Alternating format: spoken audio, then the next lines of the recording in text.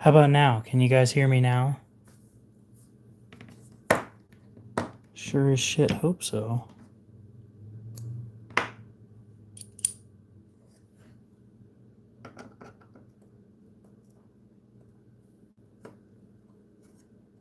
Cool. Don't buy anything from Sharpen's Best.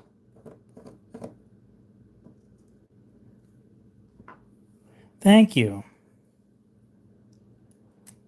No, I said hi to everybody that joined, and then nobody could hear me. And every once in a while that happens, so I have to refresh the app.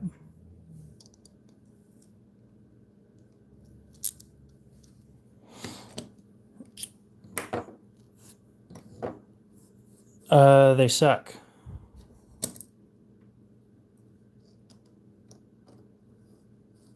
I'm not bald.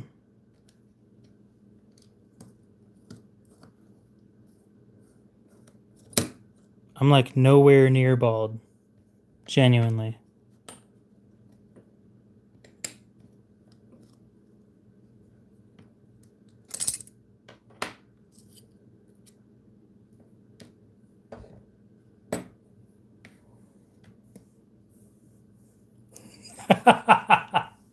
That's great.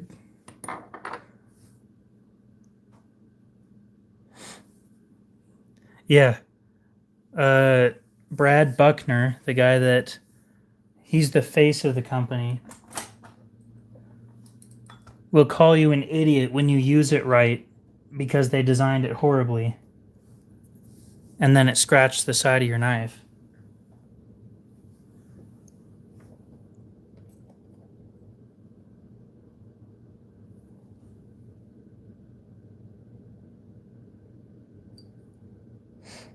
I think I'm going to run this one over.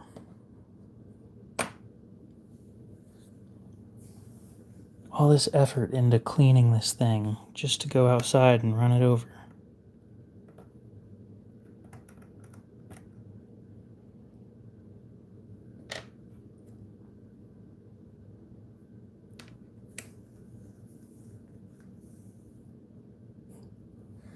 Dog one, what's up? Snuck into the bathroom to say hi. You're either at work or you don't want your wife to know that you're looking at knives again. Those are my guesses.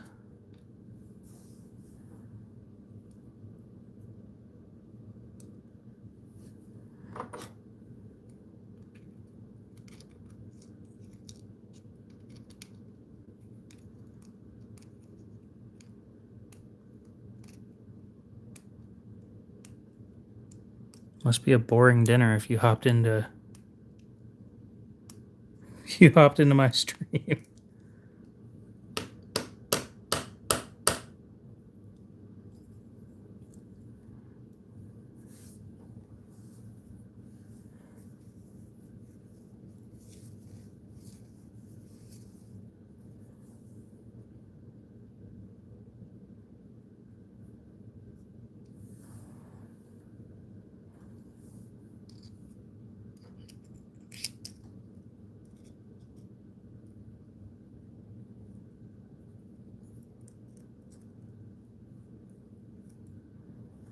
Okay. So yeah, I think I'm gonna either run this thing over or I'm gonna snap the blade, and then I'm gonna go to Harbor Freight and say, "Yo, I want a new one," and they're gonna be like, "Yo, go grab another one," and I'll be like, "Yo, thanks." Then they're gonna scan it, and I'm gonna leave with a brand new one after I just paid $15 for a used one. Ew, HOAs? Those should be illegal.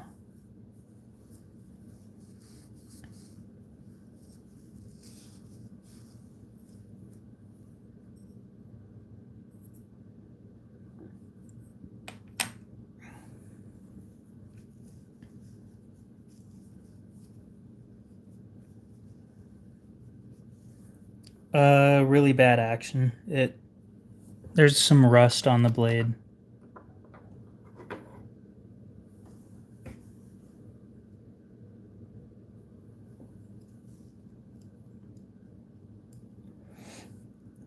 or the fact that they can foreclose on your home if you don't follow their rules and you accrue enough in fines. See, the worst part about that is I'm pretty sure in foreclosure you still owe whatever you have on your mortgage. That's disgusting. Chris Kitts, what's up?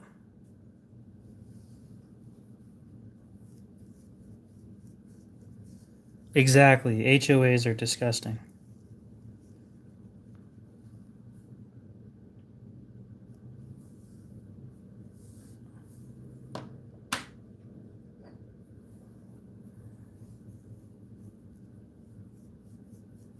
Carrying your small Sabenza. Why are you carrying it in a slip?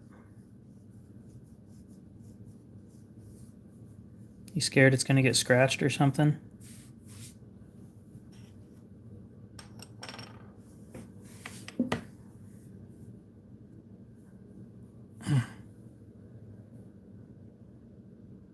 Hmm.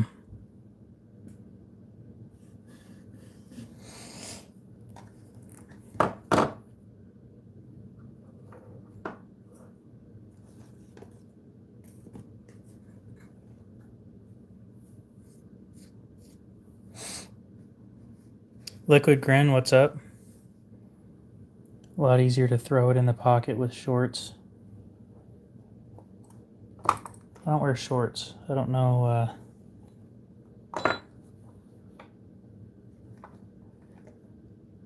Sorry, guys. I'm looking for a titanium pocket clip right now.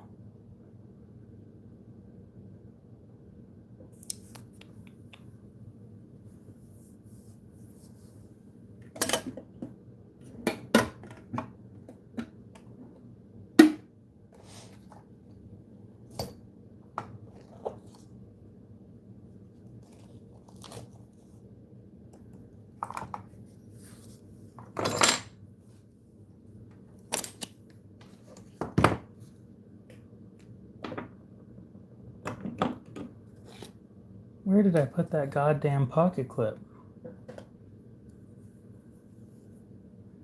You know, this clip's kind of important. Spa.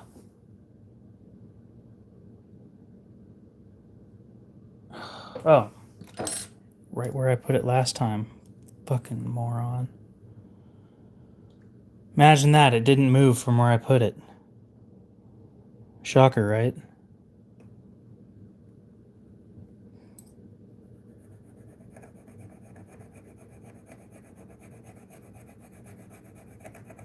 There's a ton of rust around the pivot area, and it's affecting the action of this thing. So I use a titanium pocket clip to scrape all the rust, because it's not as hard as steel. So it doesn't leave deep scratches or anything.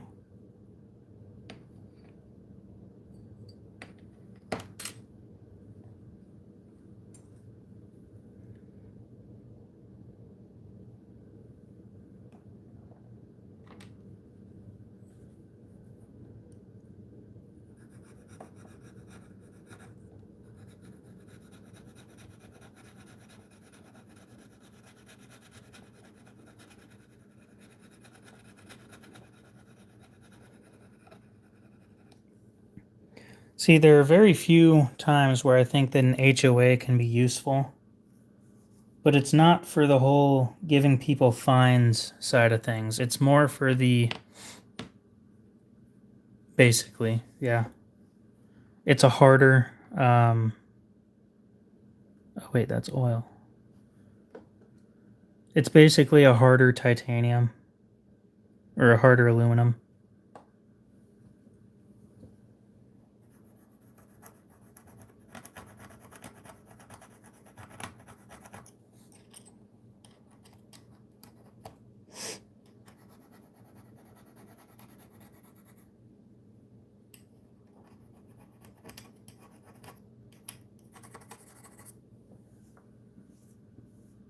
Yeah, yep.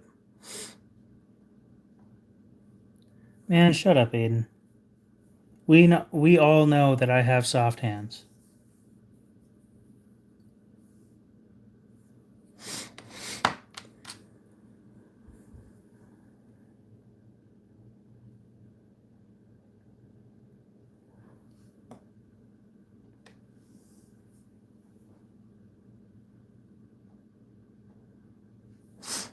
And whose knives are that?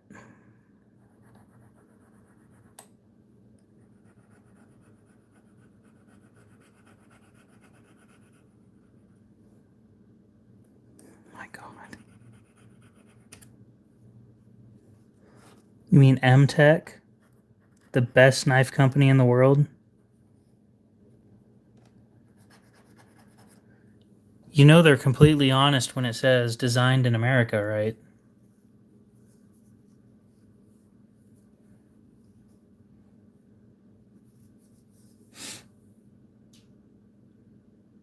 See, here's how M-Tech works. Okay, I want to give you guys a little history lesson.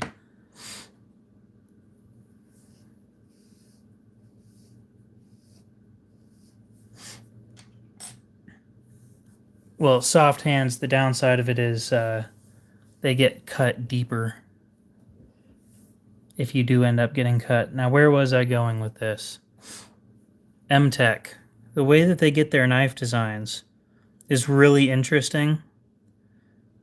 Basically, have you guys ever seen those color the picture or color them in kind of thing at a restaurant or something? Basically, they give the kids these little paper kids menu things with uh, connect the dot and stuff like that on them. And when they decide to you know scribble around and make knife designs, that's where they get their designs from.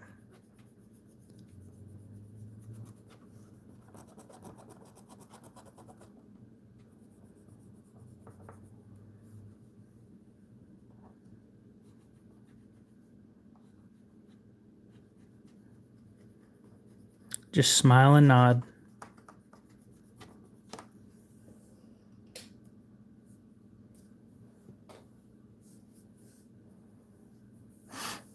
Then pull out your $500 knife and talk about it like it's the second coming of Christ.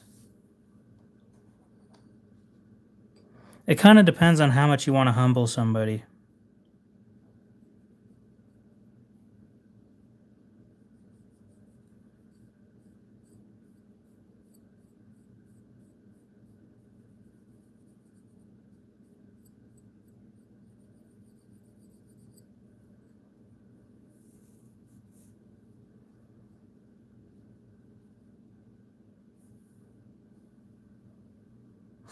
Basically, yes, but you have to have the production behind it, Chris.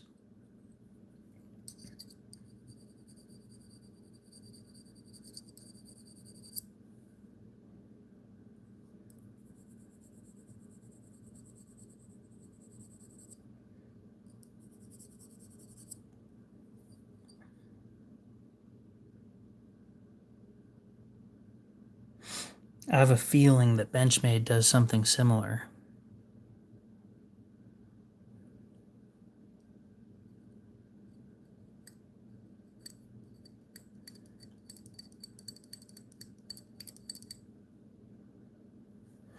It is very hard to humble somebody who doesn't know.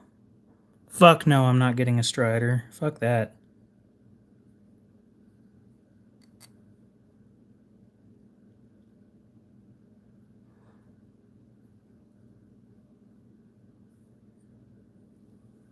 Make your nephew make them. Then you can say American made if they're made here in America, right? You don't have to tell people who makes them.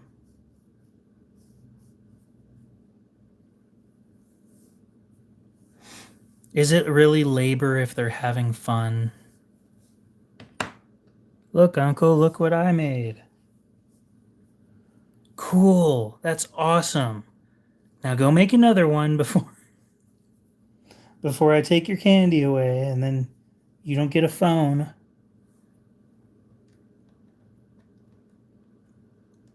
Anyway, my most recent knife design's basically finished. Yeah, it's mainly the lock stick, to be honest, but the DUI stuff that also gets to me.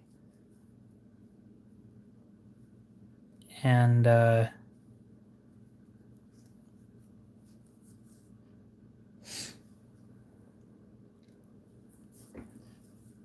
yeah, the stolen valor and the lock stick.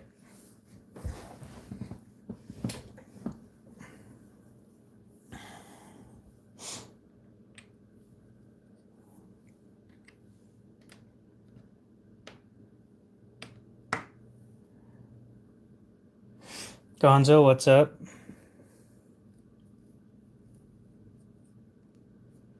I think tomorrow they may not have it at the beginning, but it sounds like they probably develop it anyway. It's just what happens when you have a titanium lock bar with no insert. Really, really stupid not to have a lock bar insert in there when you could.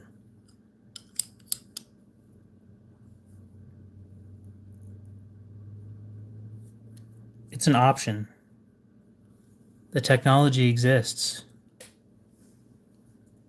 And they just choose not to.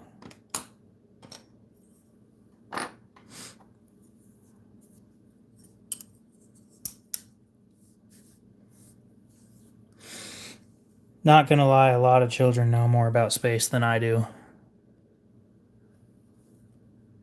It helps when they have autism, because then they get super focused on a single thing. See, I would know. I have experience in this department.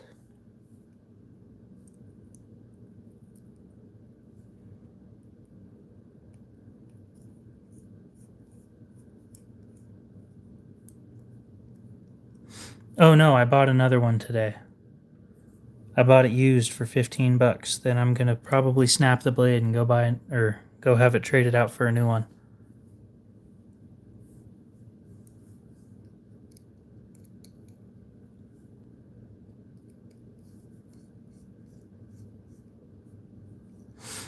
Cody, what's up? Oh, Cody, are you still interested in that Quaken? If so, I'd like that thing gone ASAP.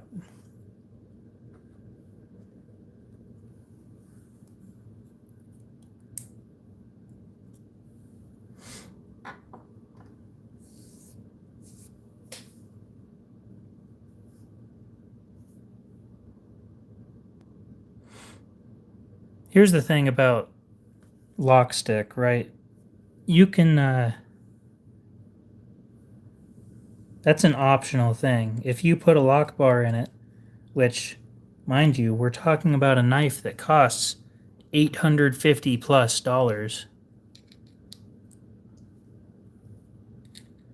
$850 and you don't have a lock bar insert. That right there is what I call bullshit.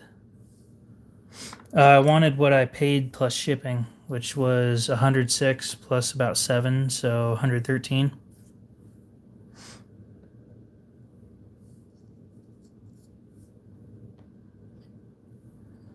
Yeah, I haven't seen Cody in a while either. I don't think Cody gets notifications.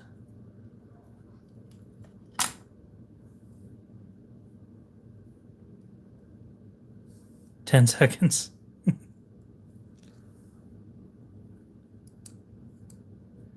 How old is this child that you're talking about? Because 10 seconds is a little while.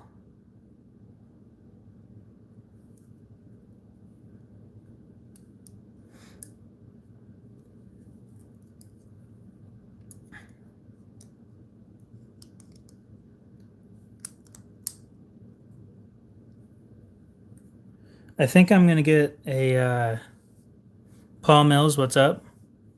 Okay, that's pretty quick for a 3-year-old. I'll admit that.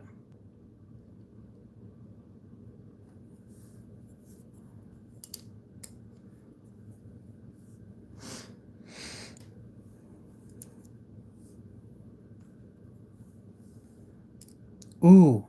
And at that young, you're getting around the whole child labor laws because they're a toddler, not a child. Some shit like that.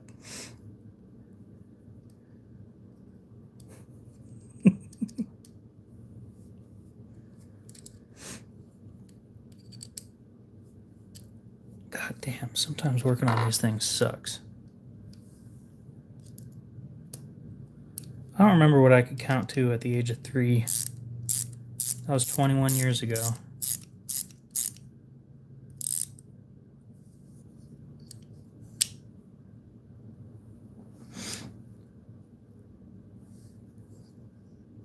You know what, Punisher? Sometimes you suck. I've got my Spitfire up for sale.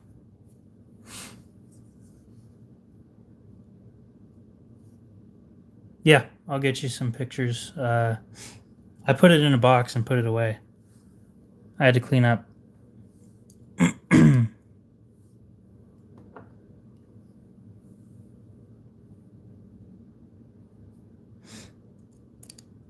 Yeah, if you make them think that they're just playing when they're actually building stuff, is it really labor?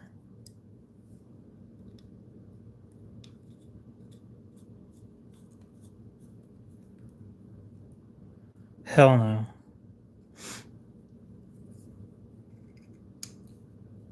Like, I'm doubting that I'm even going to have one kid.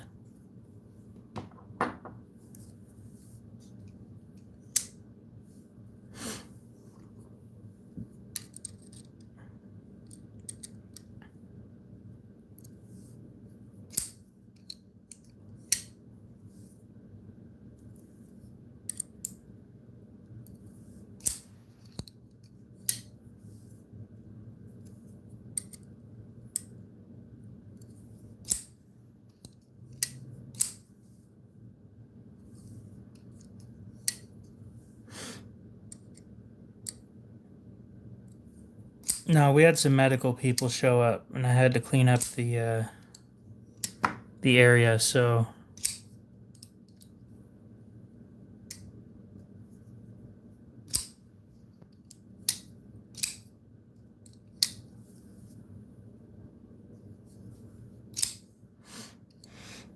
I'm gonna give you a heads up because the same thing happened to me. Um, when I was in school, I did great for the all of elementary school. I did amazing. I was the top in my class every year, and actually top in the school every year. But when I hit middle school, with there being more classes than just one, splitting my attention like that really fucked me up, and I did not do good in middle school. And similar thing with high school.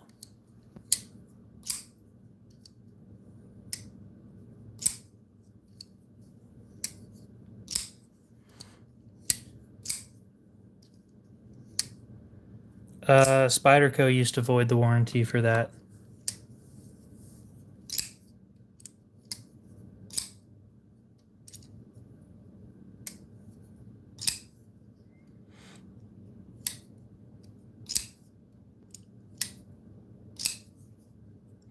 Did you guys see the whole fiasco with Staccato?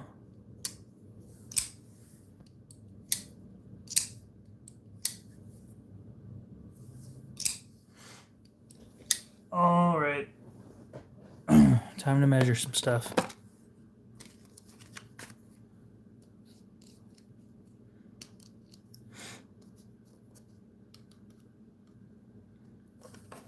In practice, disassembling your Benchmade doesn't void the warranty. Yeah, the gun company.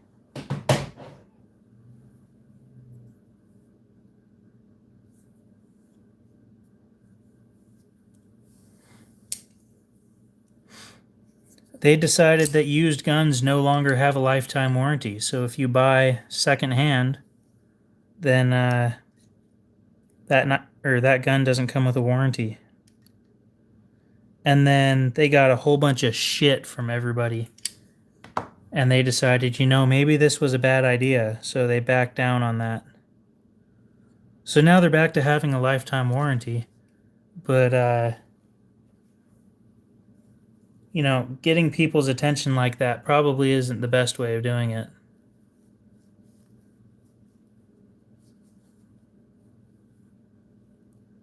Oh, FN? Yeah.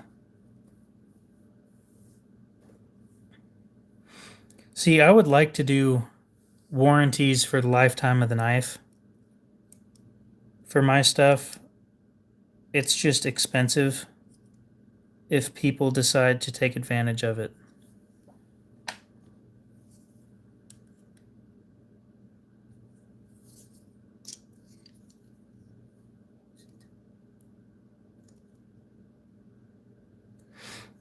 $58, $56.5, $54, $56, $56 from the front, $54.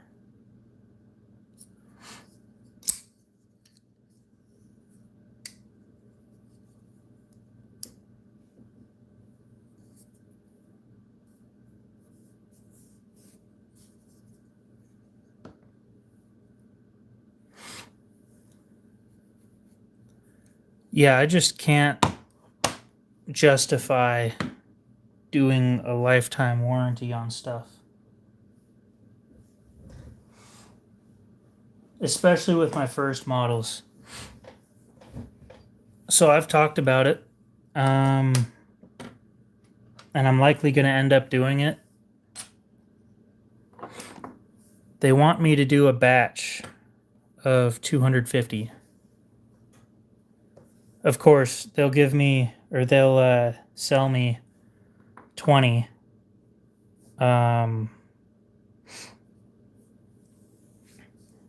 20 prototypes of my newest design.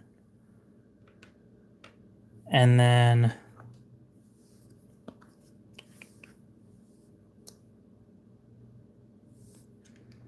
after that, the minimum order quantity is 250.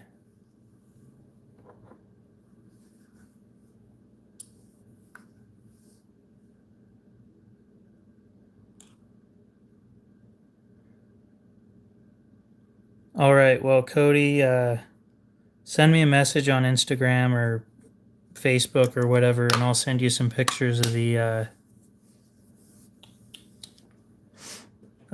Quaken.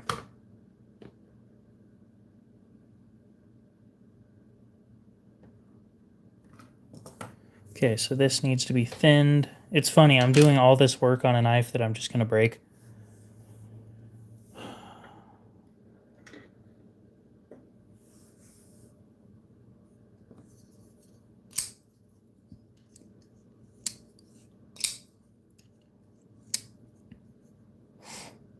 Yeah, CZ Canada is a special kind of people. They're pretty dumb.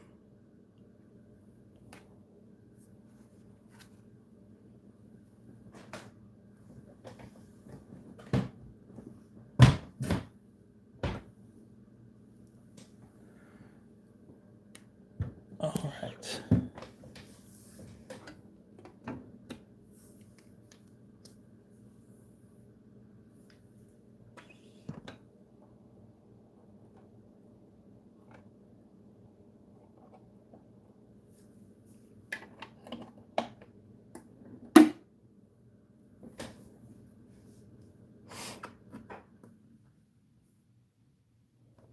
I'm thinning something. I don't want to waste the Sharpall thinning a backspacer.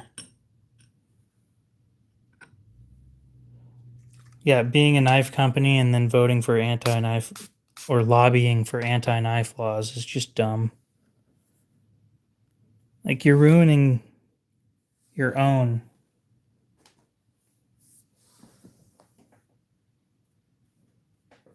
It's stupid.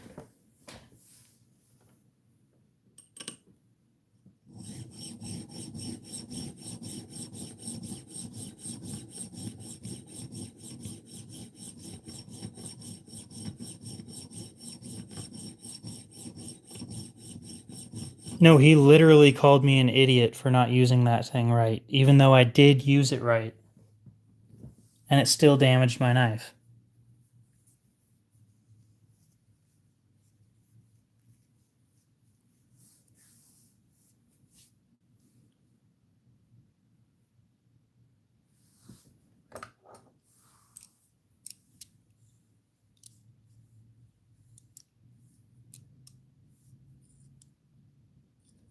$164, $165, $165, and it needs to be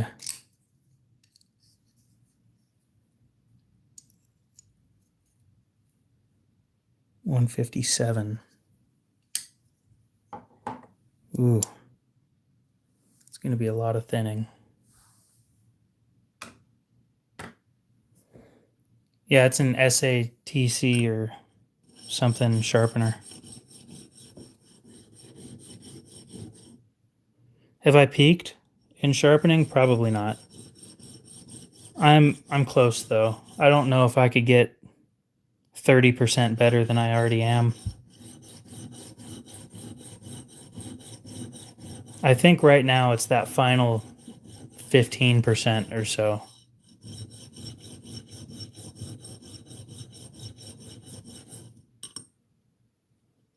It's an SATC diamond stone or diamond plate. They're like $22 on Amazon.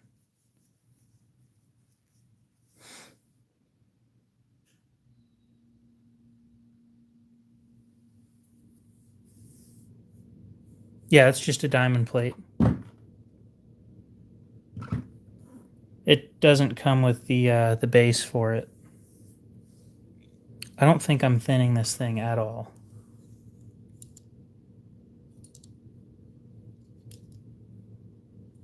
I'm not.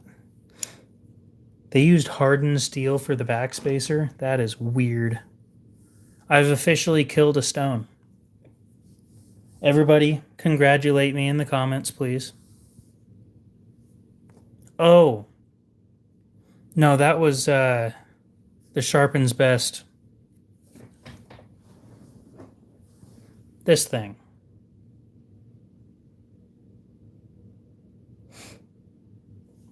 Basically,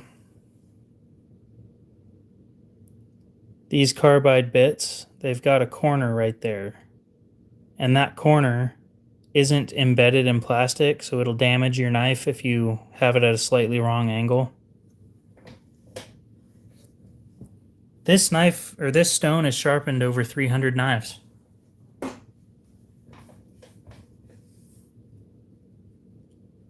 It has been worn out. So everybody congratulate me for killing a stone. It's my first stone that I've ever killed.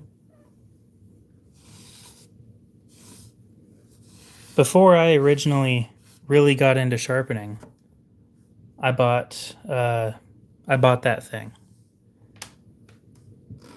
And that dude called me an idiot, and I said, now I got to prove him wrong. Because, you know, spite is a great way of fueling things.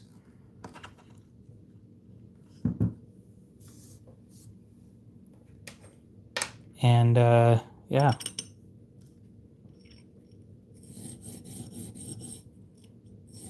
Yeah, I learned on the DMT, and then I stepped up to the SATC. And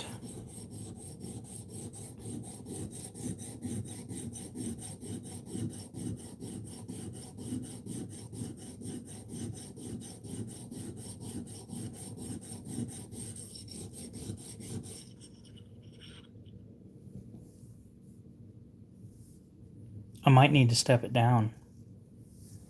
But I don't want to use any of my good stones on this.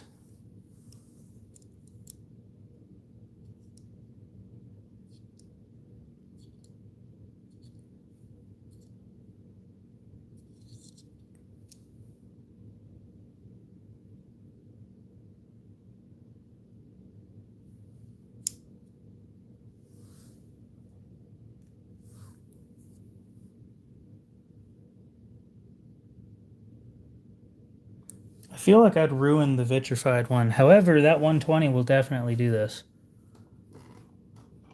The vitrified being soft, I don't want to damage that. The 120 though, this thing's fucking brutal. It eats everything.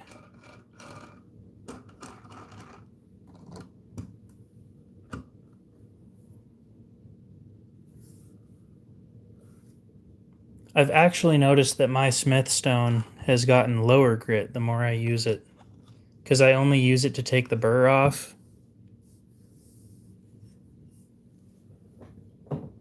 Yep, I am soft.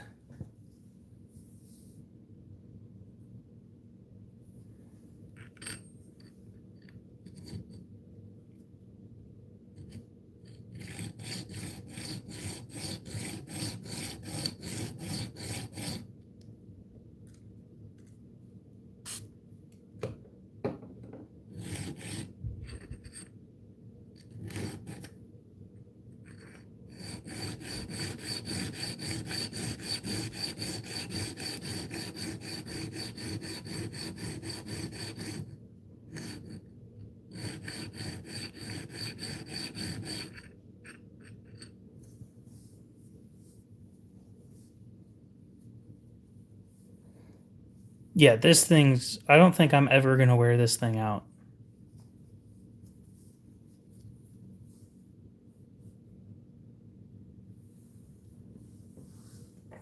Glad he's not hard. Is that a brick? No, not quite. It's pretty close though.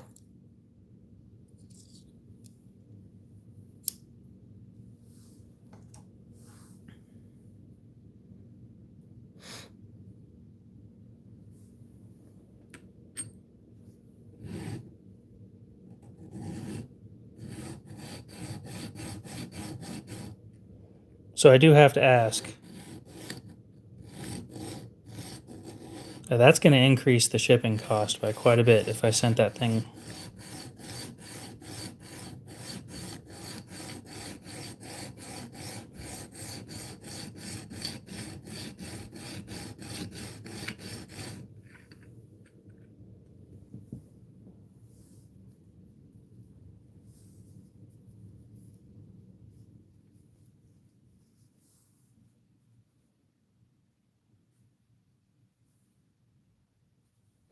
I mean, yeah. I'd need to buy another one too, though.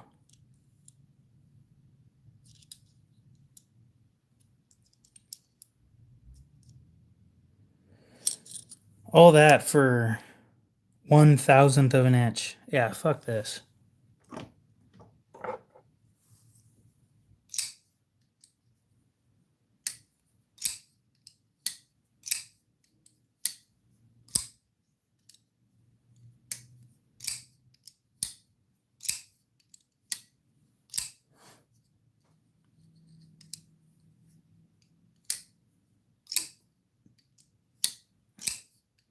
If I think I killed it, dude, I know I killed it.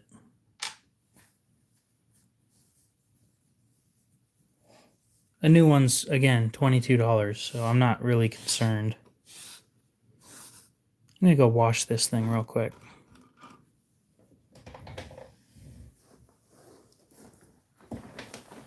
And then we're gonna sharpen that knife.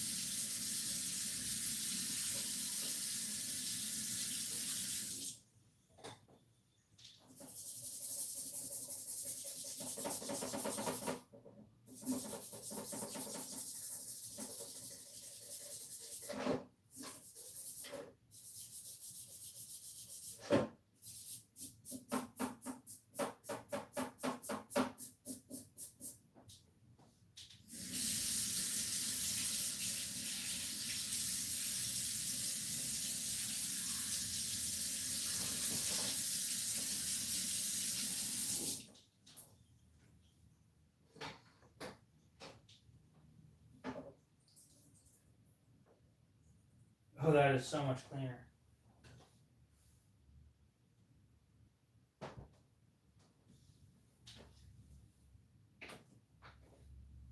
Okay.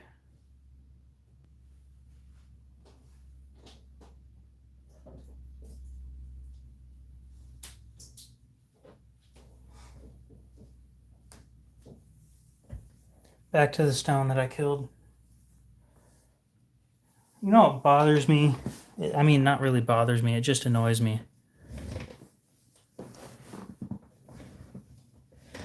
Oh, I used an old toothbrush and Dawn dish soap.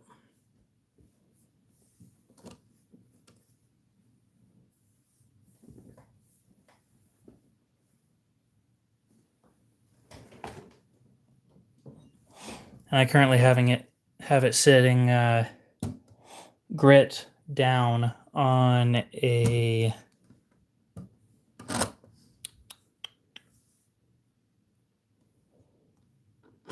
I used cold water. At least that time I did. It's on a paper towel.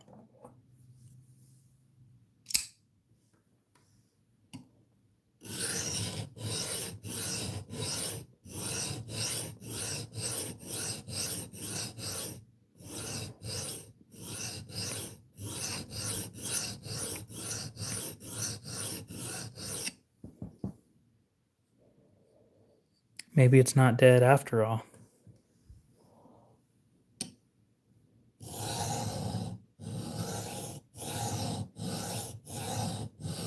I'll stick with my diamond plates.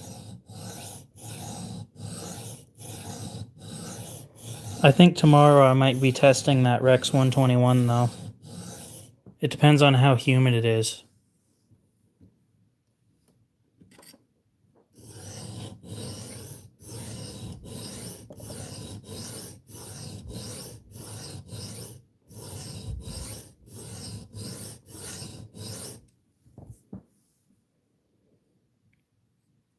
Maybe Monday wouldn't be a bad idea, because then Monday, after the recycle truck shows up,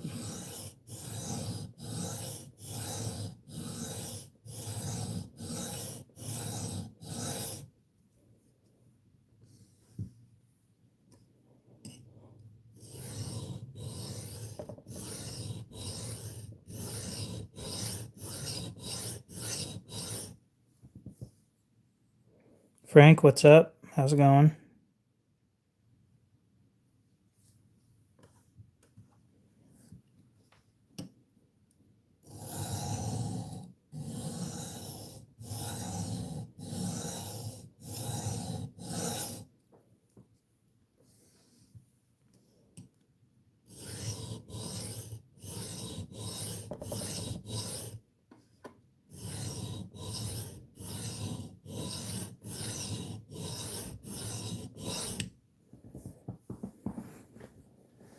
So how many people do you think I could convince to buy a $60 knife?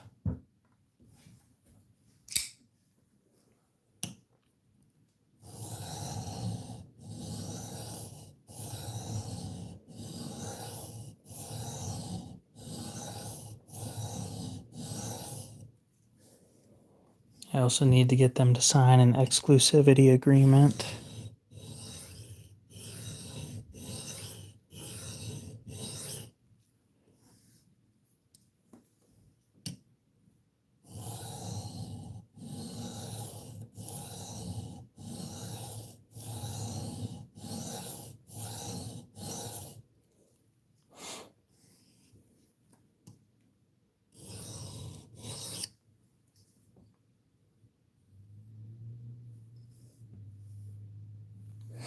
Can't have them just making my design whenever they feel like it.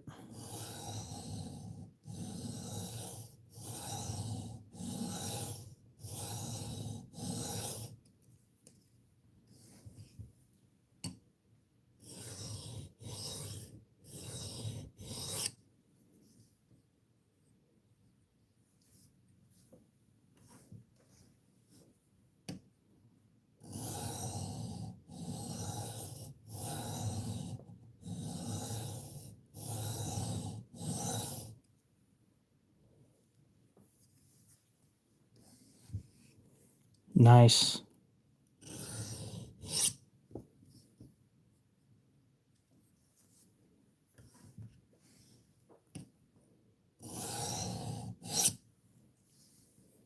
Fishy Fingers, what's up? Welcome back.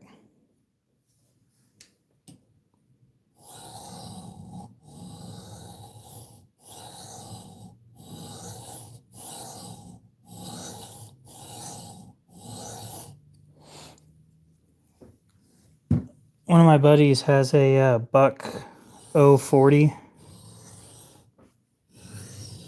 Onset, I think is what the name of it is, for sale. I just don't know if I can sell it.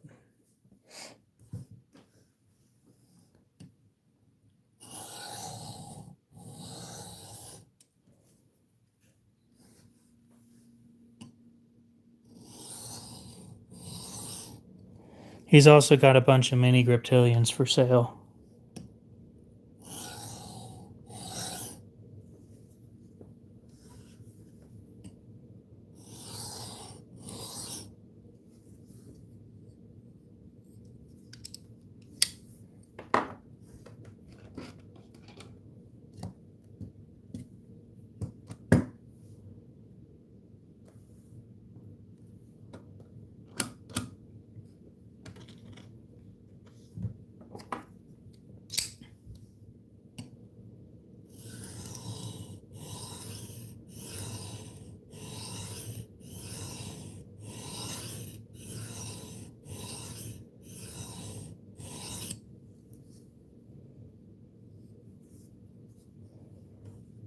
Dang.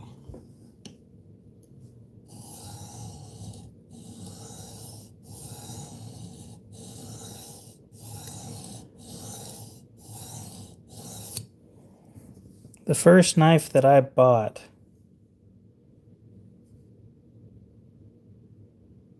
was a homemade machete.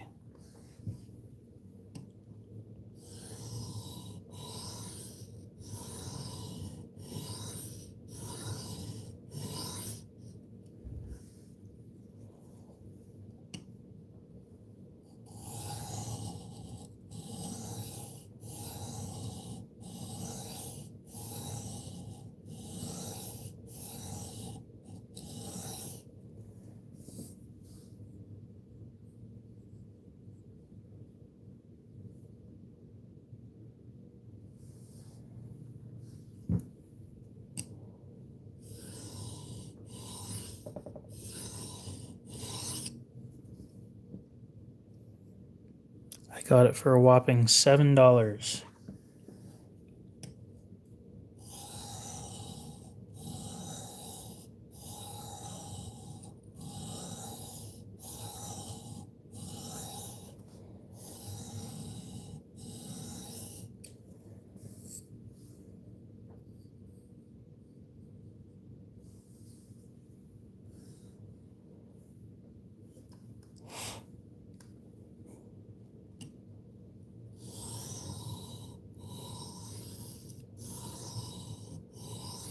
Oh, you want to die like everybody and scream?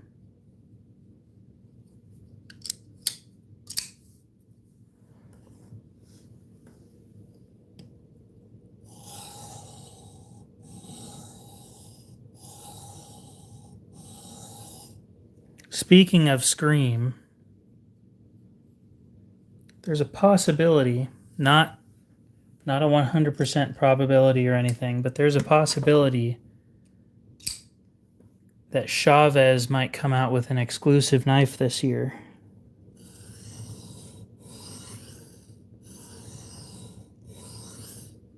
Last year I sent them an email saying, hey,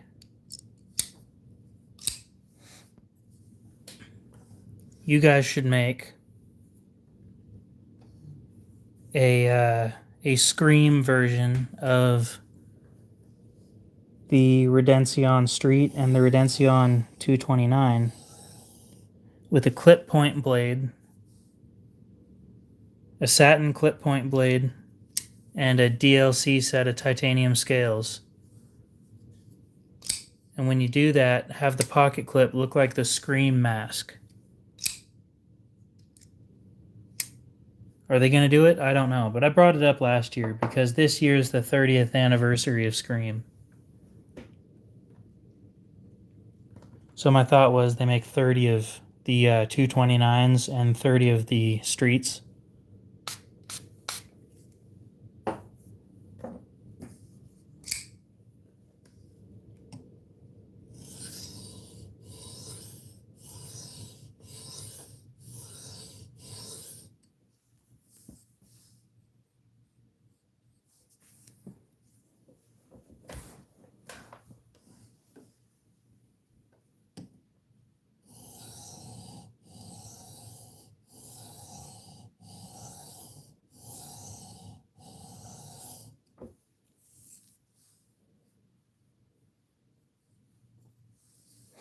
Be really cool to see if one of my ideas showed up.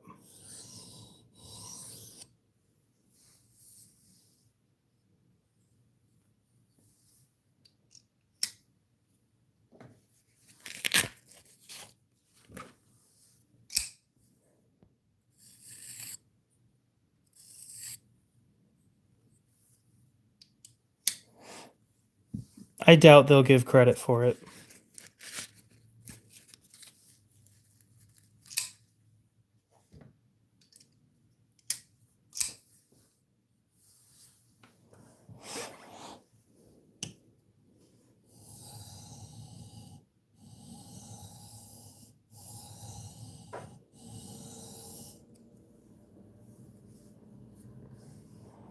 I would agree.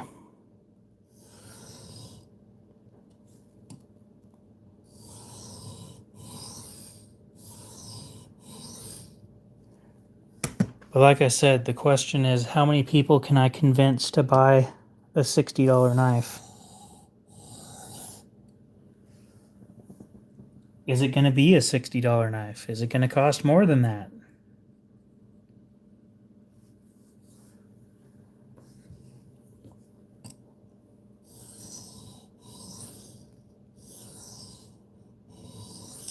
I'm hoping to get a quote on Monday.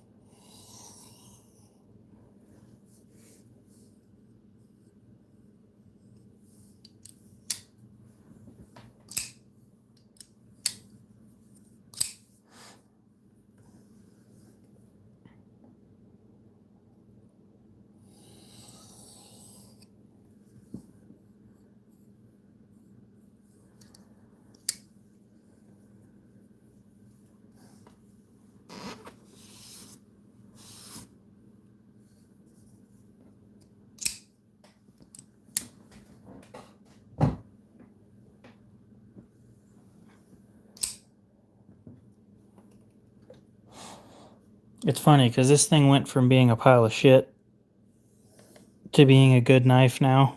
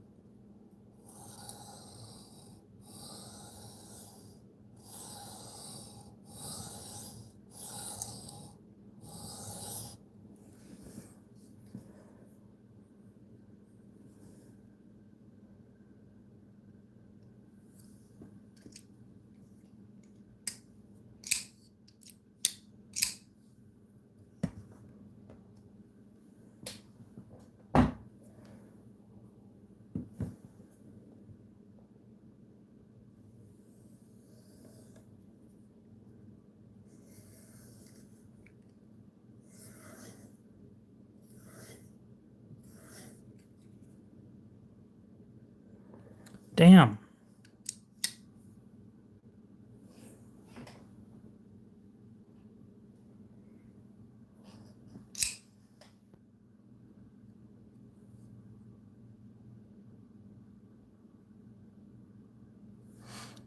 Got me a burr that won't come off.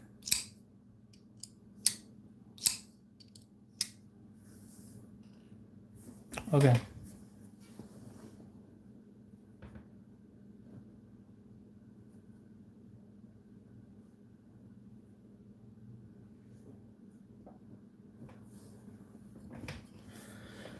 Fine.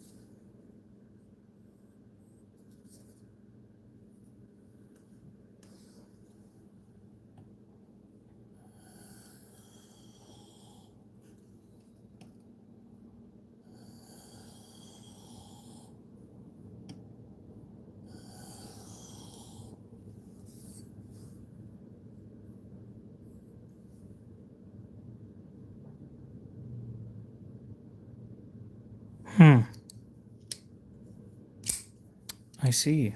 So it's not a burr. It's a deformed edge. That makes a lot more sense.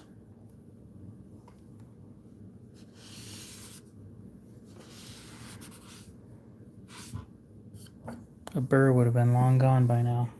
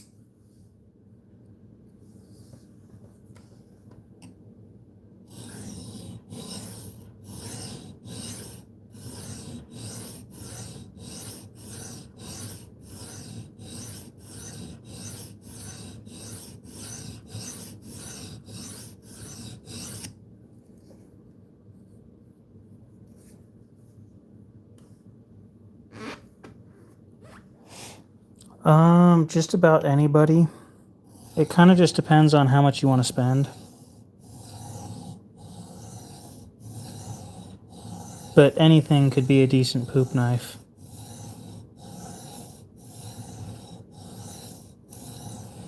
It also depends on what you mean by poop knife, because I've heard two different terms for that. One of them being when you drop your knife in the toilet, and I've seen that happen before. Well, not seen it, I've heard of that happening before. Some dude on Reddit dropped his Benchmade or something in the toilet and then flushed it on accident. So that's fun. And then there's the one for cutting turds. So which one are you looking for?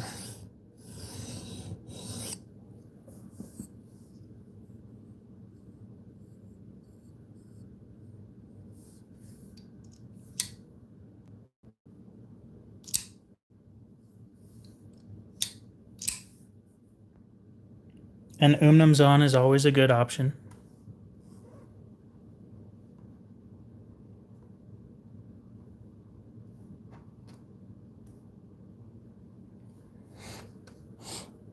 Okay, so it also depends on your budget. So give me your budget, and then I'll give you some options. And no, I kind of always knew ever since I got my Sebenza that just about anything that I spend over $500 on is going to be an amazing knife. I'm trying to think of one that was $50 or less. Is it Cold Steel that makes the SRK? Who makes the SRK? Somebody. That's going to be my recommendation.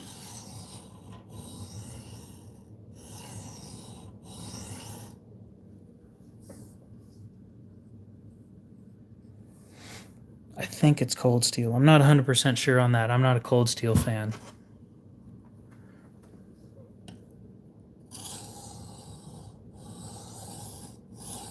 A knife that I didn't think that I was going to like.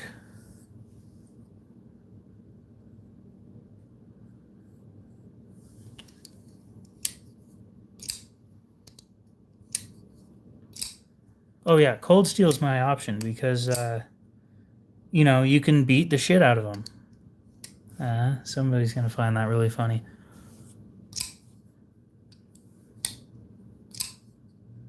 Oh, see, now that's a great option for the first cut. The problem with plastic knives is after the first cut, they're no longer sharp.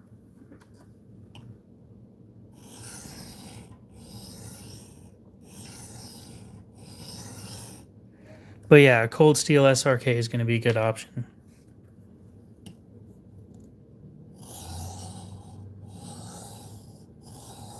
You know what knife I didn't think that I was going to like, but it was a great knife? Was the Manix 2 lightweight. I don't like the lightweight scales on any of the Spyderco lightweights, but that one was actually pretty comfortable, and it didn't rip up my pocket the way that I thought it would.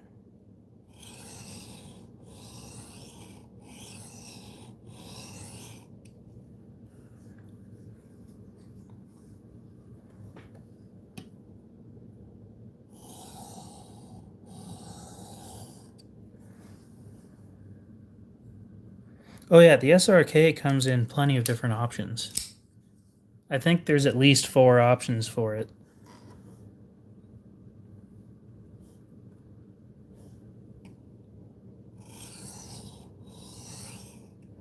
I'll take your questions seriously. Up to 1,000 grit. There's never really a point in going past 1,000 grit.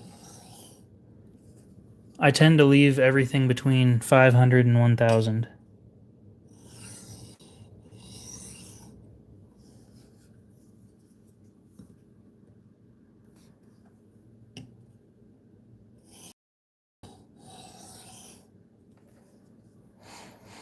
Forever ago, I was trying to get rid of a Cryo 2, and that took forever.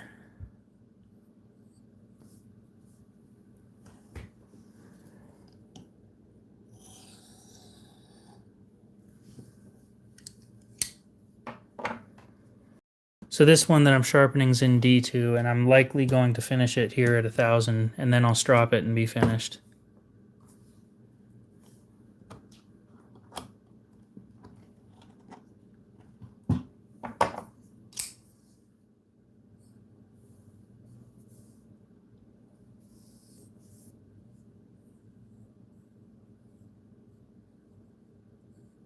Actually,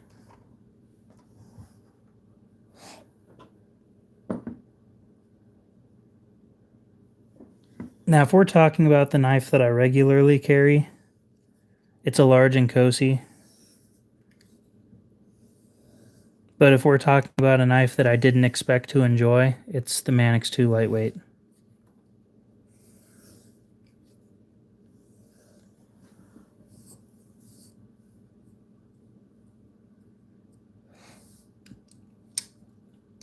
They're good for the price. They're kind of hard to sell. I've got a lot of Civivis up for sale, and they're kind of hard to move.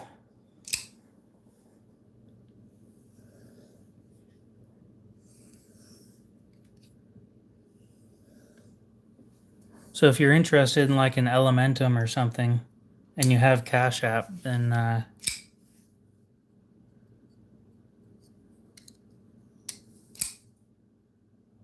this doesn't feel sharp.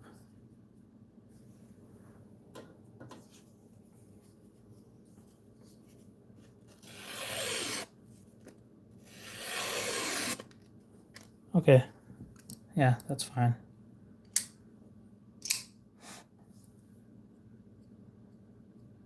That's pretty alright for a 400 grit.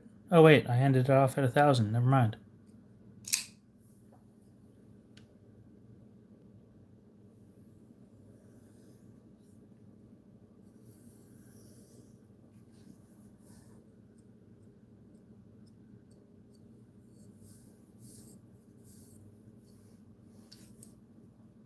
Let me go get a paper towel. KC3, what's up?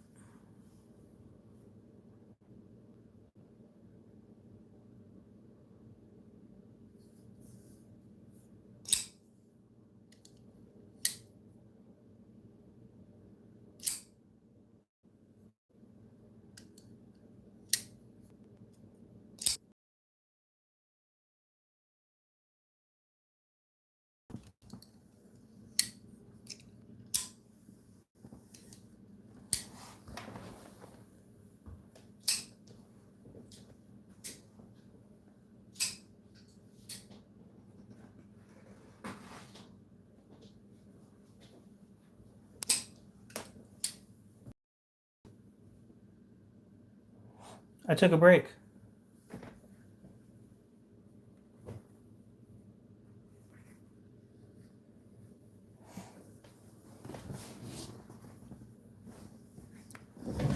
Like I've said before, the chair that I sit in is not very comfortable, so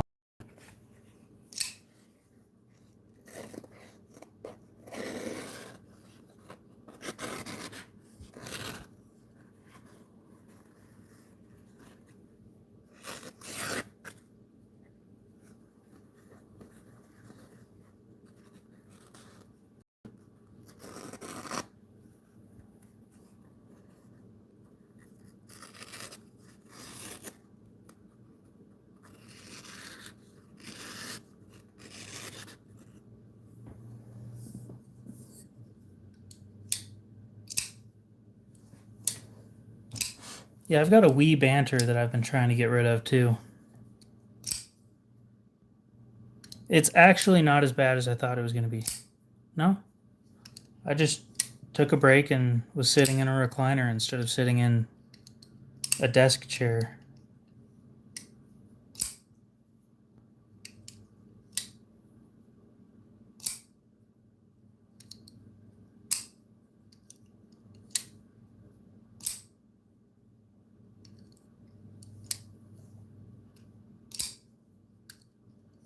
Nope.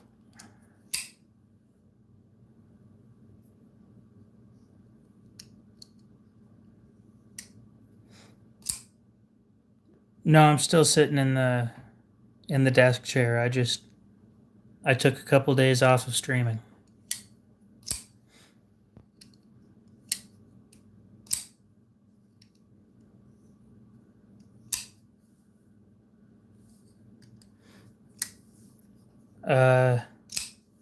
New to me. Yeah. I already have 2 of these and now I have a third one.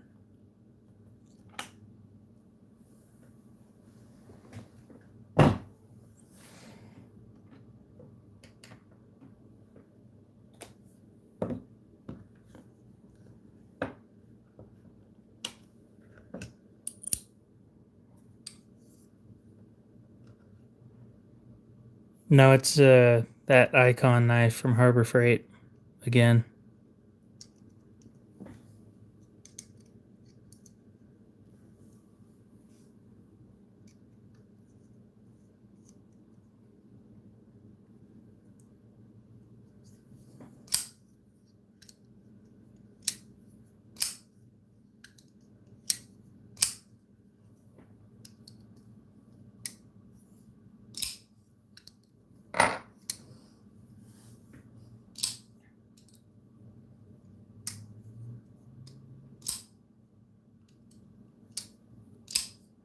Oh, it's a decent knife.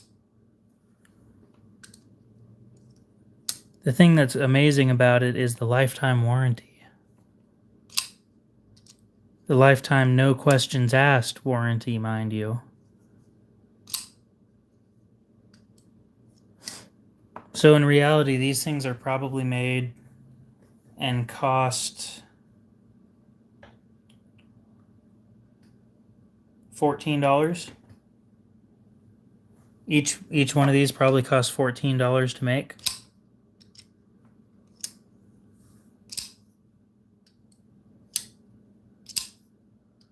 I just don't buy from Amazon very much in general. I like frame locks. It's D2.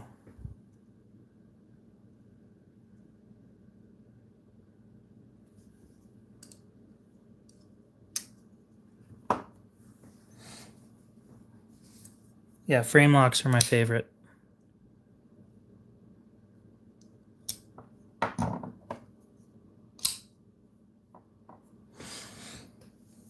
Ew, compression lock. I don't like how I have to pinch the blade on the compression lock. Or pinch the handle.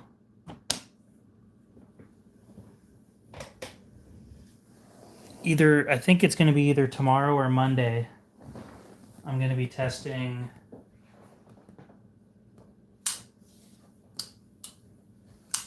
this one.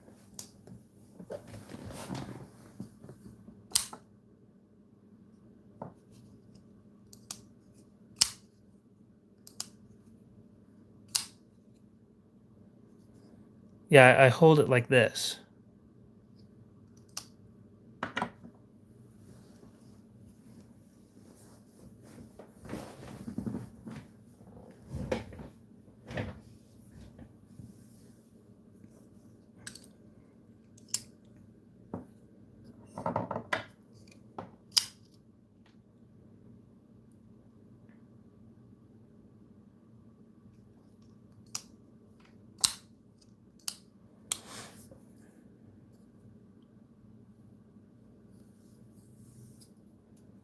So yeah, we'll be doing some edge retention testing here pretty soon.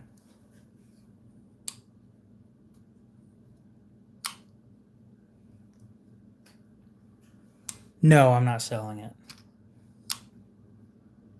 Yeah, it's a Sage 5 lightweight.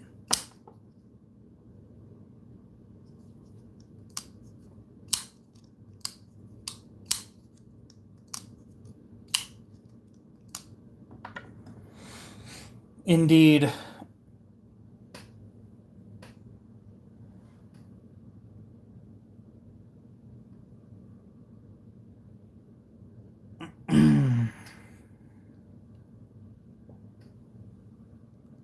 So I think I'll be calling Blade HQ on Monday. Talk to them about seeing if they'll order a Pyrotech Saga for me.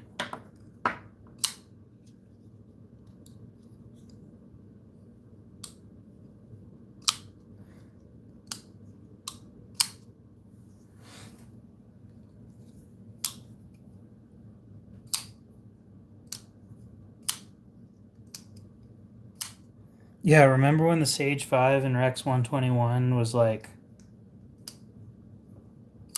325 or 350? Not 400 something?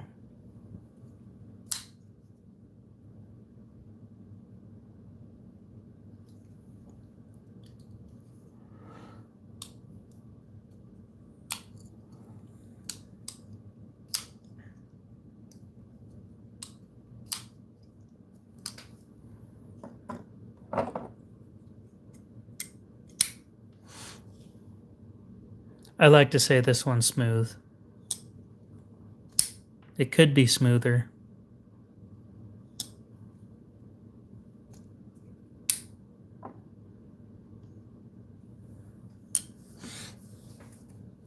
Well, it was a gift. Hard to complain when you didn't pay for it.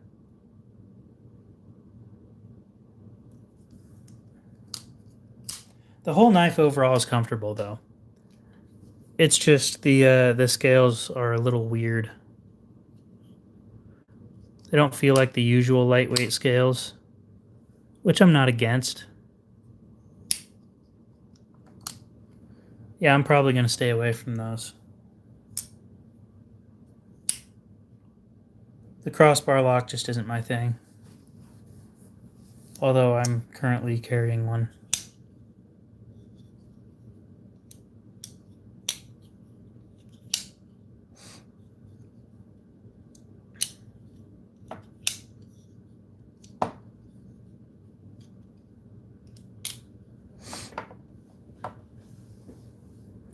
You know, just for shits and giggles, I think I do want to take it apart.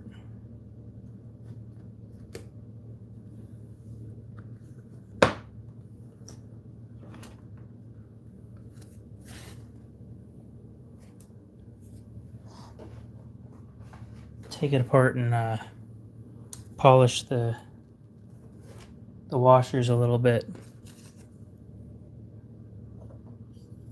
This one's G10.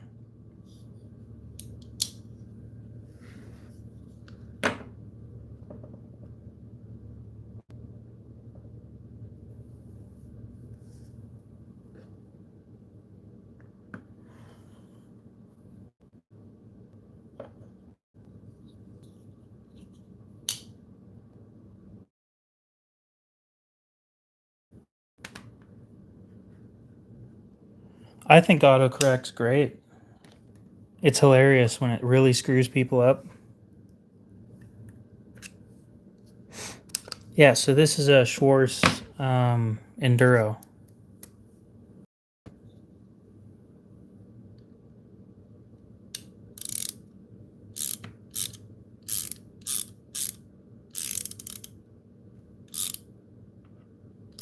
Oh, yeah. Yep. I highly doubt that titanium's going to move out of first place. I have developed quite the enjoyment for titanium as a handle material.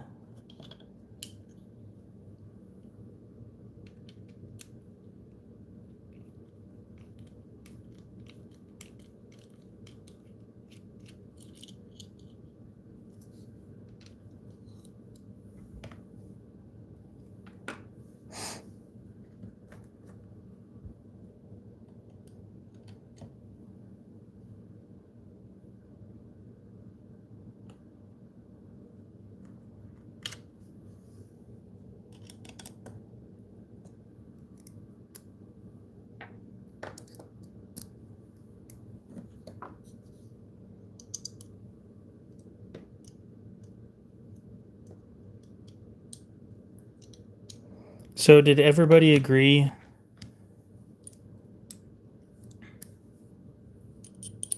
that they want Benchmade style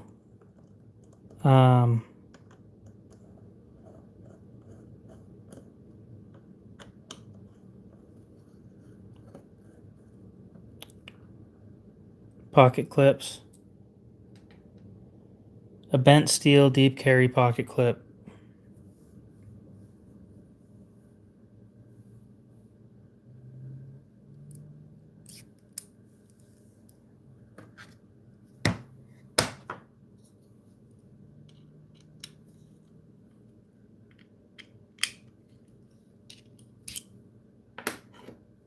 Yeah, I don't have the money to spend on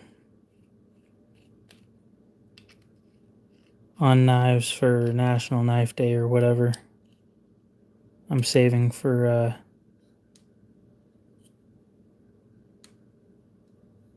a couple things.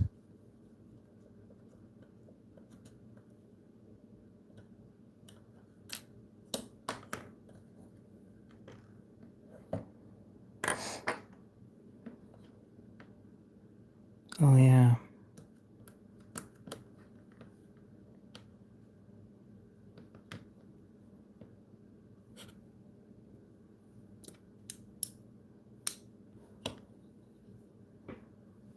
What's the question? What do you mean? Oh, I was curious if we all agreed that my design needs to come with, oh, I can just push that through. Cool.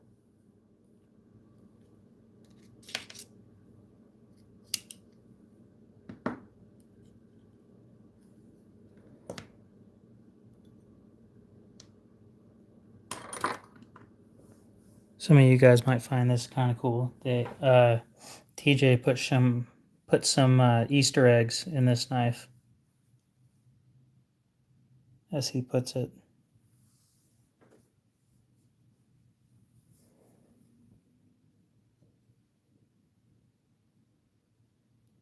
Schwarz,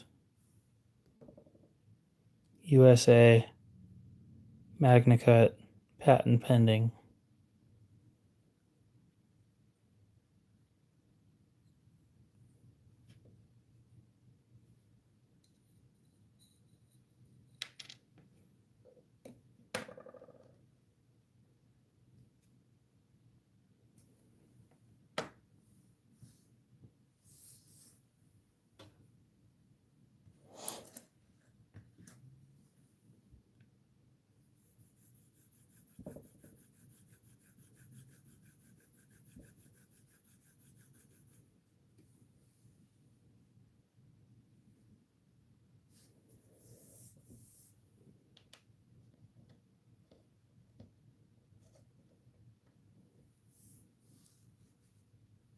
I think I'm going to stick with the Benchmade style.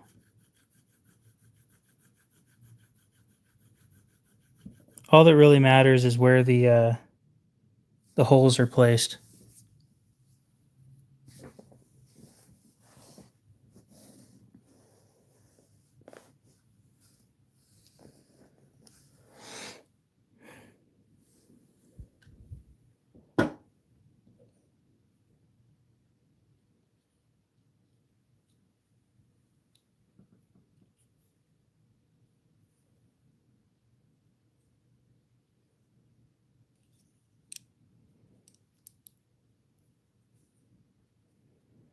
What do you mean split arrow?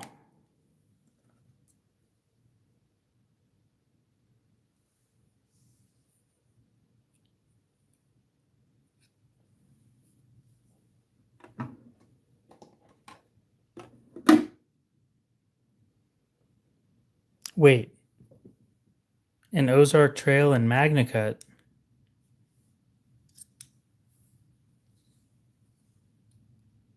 I'm intrigued.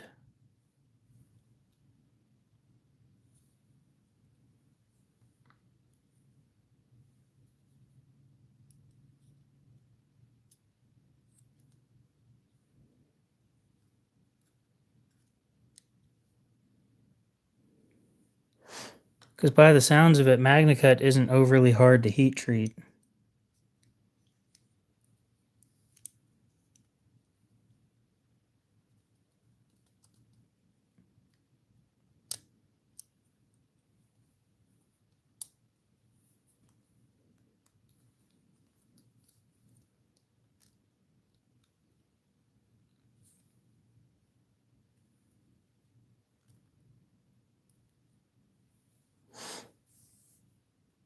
Yeah, I knew that Gerber made one in MagnaCut.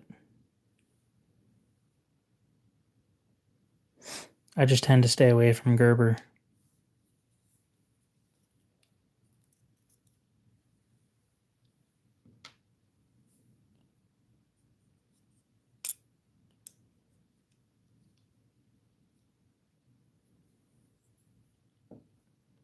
I'm tired of them basically scamming me. Yeah, that's the thing about MagnaCut is it's really not hard to sharpen. And if you think that it is, then you're wrong.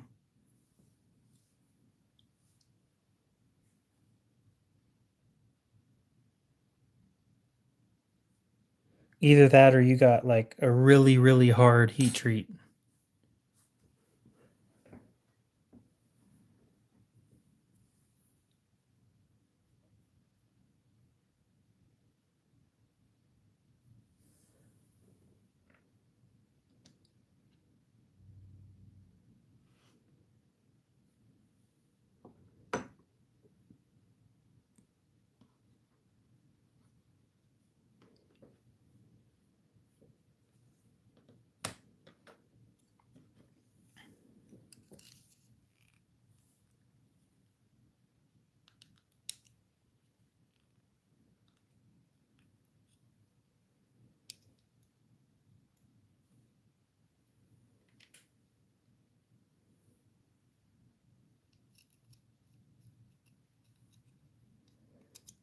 I've owned like 12, maybe more, Gerber knives, and I've been disappointed in just about every one of them.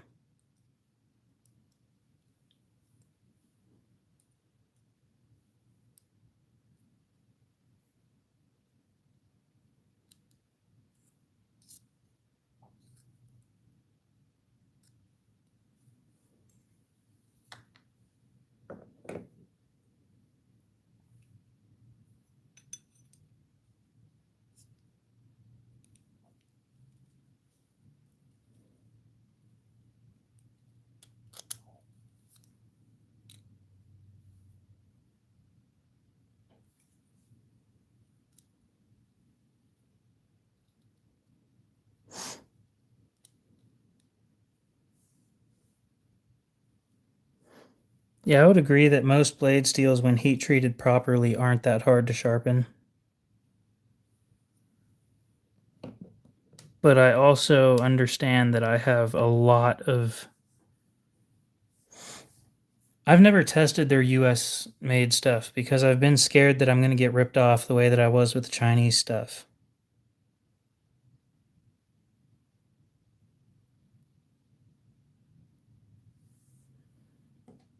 So, like, I've bought their stuff made in America and I never used it.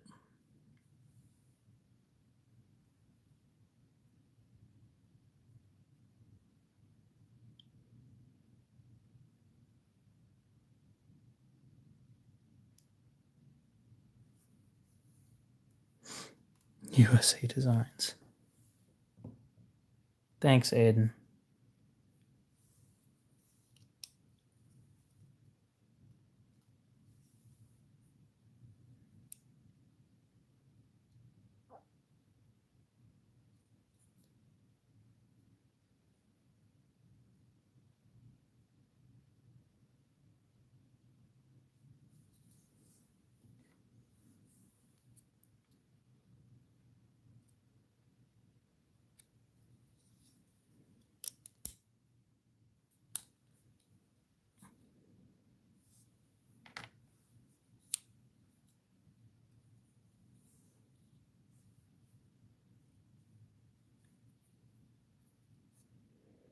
I wish that they'd stop using S35VN. That stuff's old now. It just is. I think it came out in '09.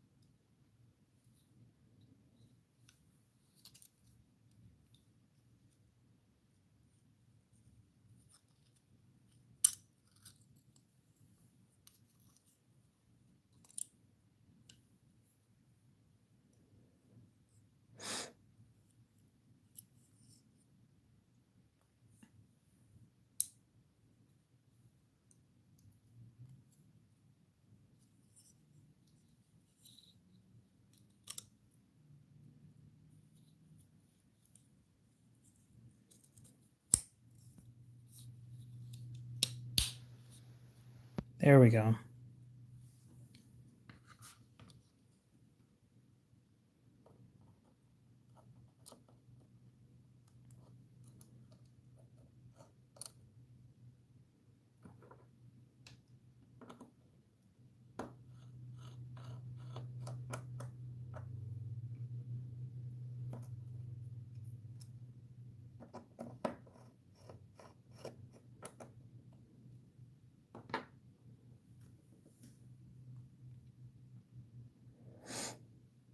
I'm not saying that ZT has to release their models in a shit ton of different steels, right?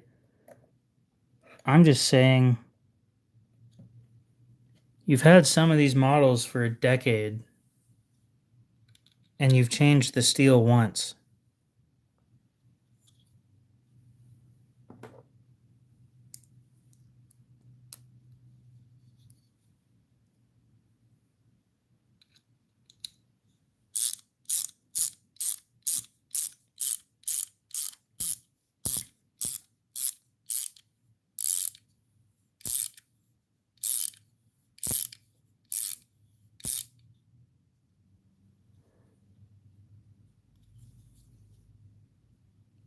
Holy shit.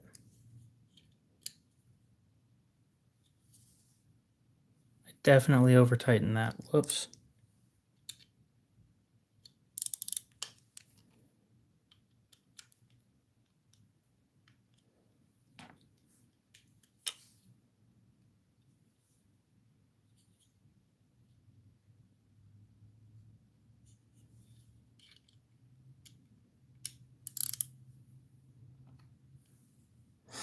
See, I don't usually look at reviews for things.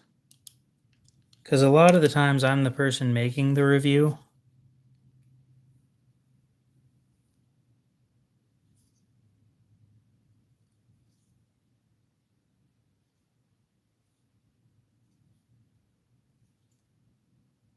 Oh, whoops. Okay. Dumbass.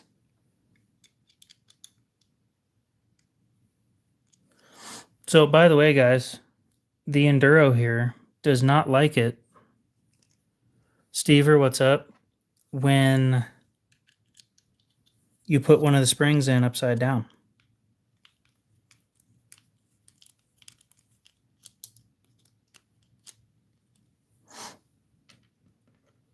I just thought you guys might want to know that.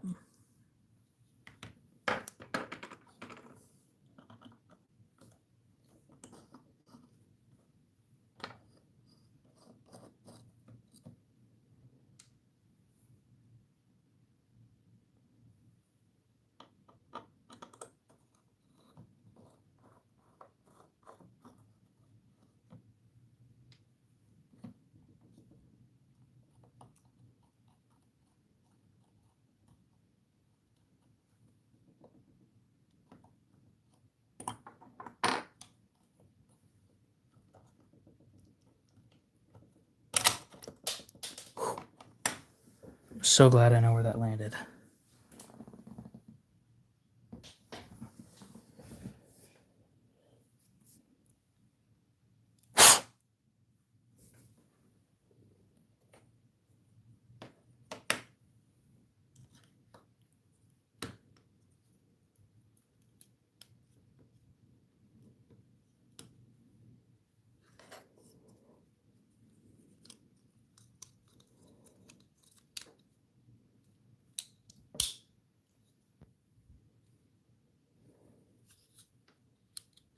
Hey, it moves now.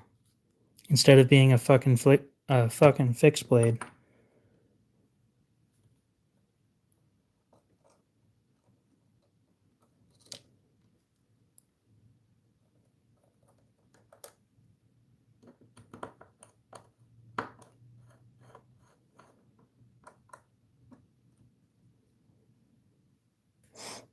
Nope, I don't have a single Karambit in my collection.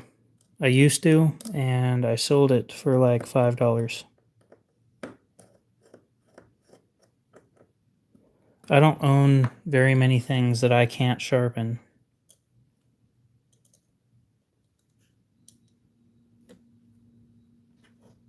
The meme tool set, I I don't know what you're talking about.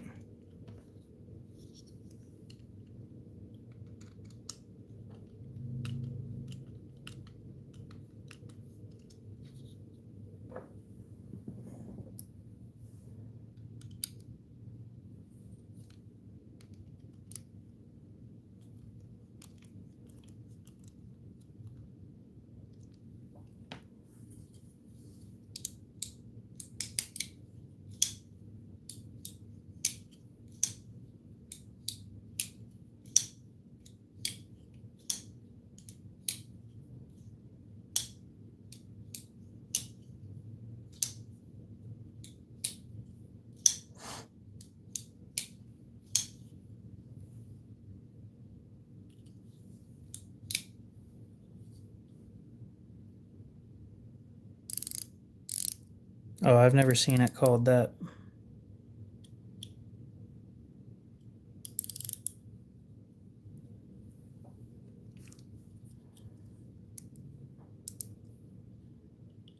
But yeah, it's like $40. It's a great set.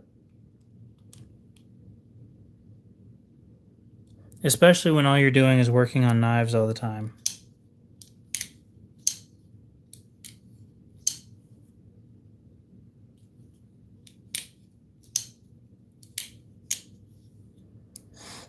I don't have a single push dagger in my collection.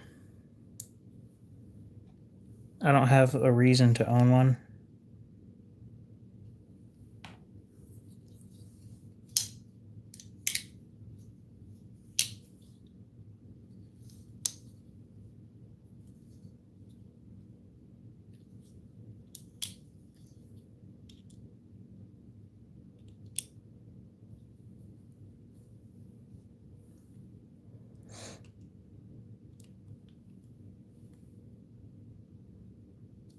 Yeah, I stripped the T6 bit. I've done that twice now. So I have the Pittsburgh set that's like 11 or $12. If it'll fucking focus. Yeah. The Pittsburgh Pro set, this thing's like $12. And I've replaced it like 11 times. Lifetime warranty, you know?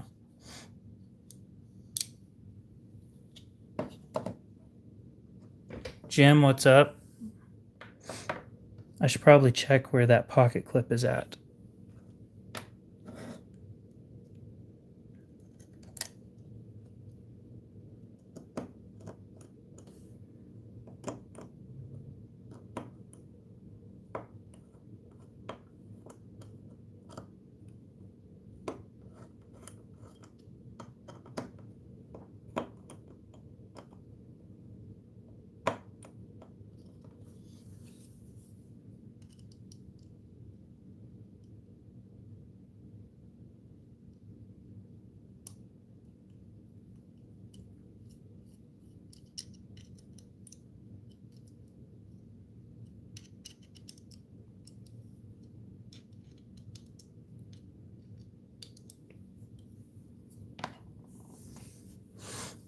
Oh no, it's only left-handed.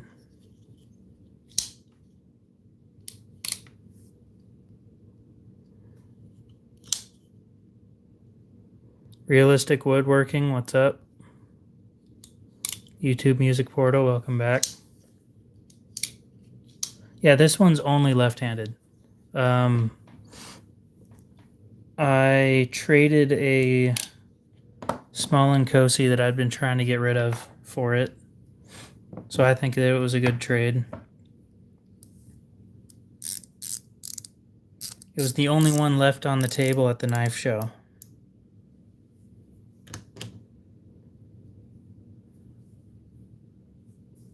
And TJ accepted the Small & Cosi in trade for it, so...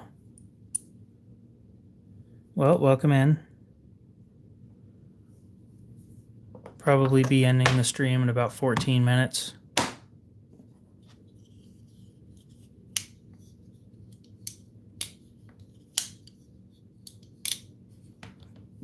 I'm not a left-handed person. However, I do carry a knife in my left-hand pocket all the time, and this one has been in that pocket lately.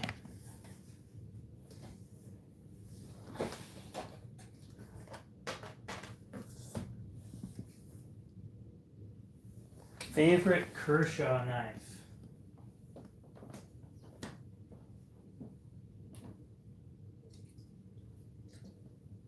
Still in production or discontinued as well?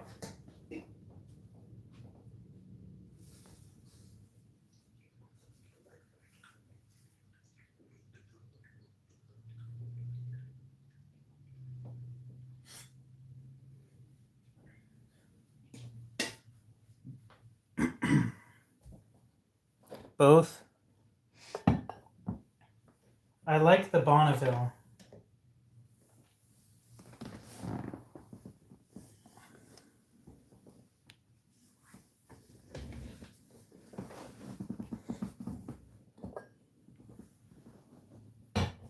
I just wish that the Bonneville was made with a better steel, because 14C just doesn't do it for me. I'm going to say my favorite from Kershaw is probably, that's still in production, is probably going to be something from the Launch series. For discontinued, a Junkyard Dog 2.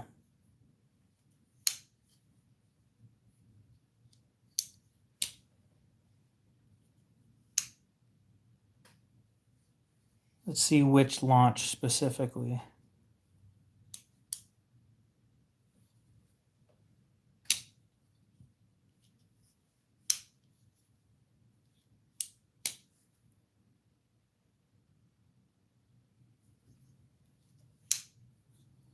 It's getting a little toasty in here.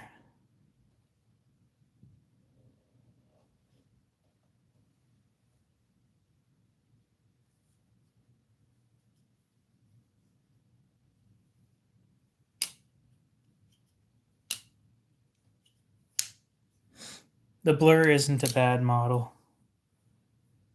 My favorites tend to be made in America. The Launch Iridium is actually pretty damn nice. Yeah, what's up?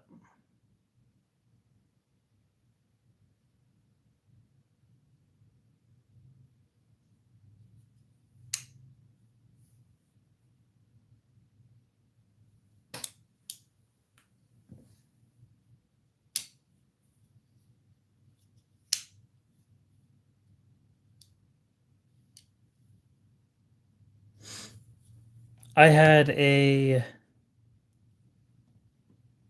Kershaw Leak that had the rainbow finish, and I sold that thing for $100.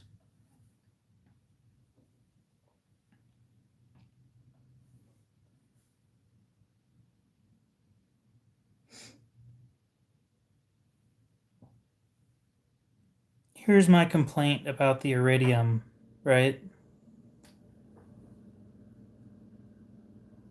It has aluminum scales, and I don't like aluminum.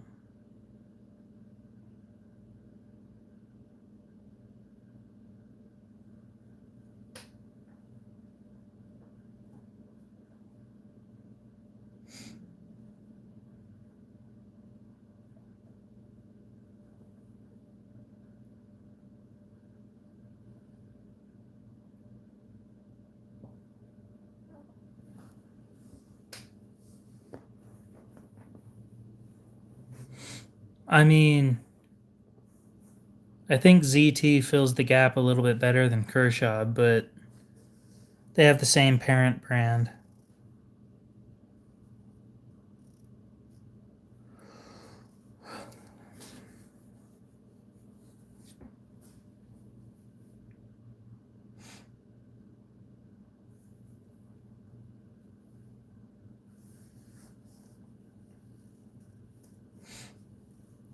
The Bel Air XL.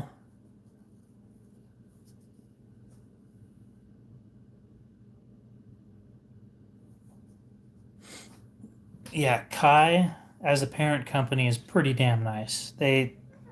I'm glad that they're still making decent shit. Aluminum here in Idaho here in the winter, your hands get really dry, and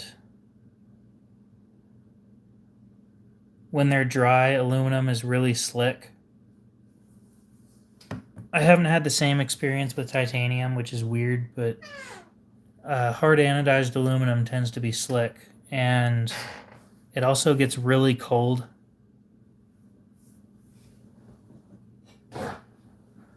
And aluminum is great at radiating heat away from itself. So it just absorbs the cold, basically, and it ends up really, really fucking cold.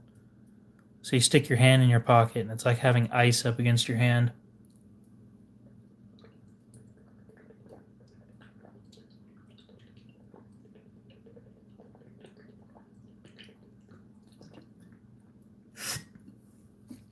Yeah, that.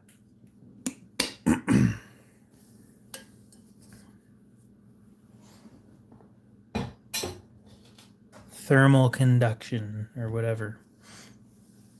Favorite ZT model is probably going to be the 562 Ti.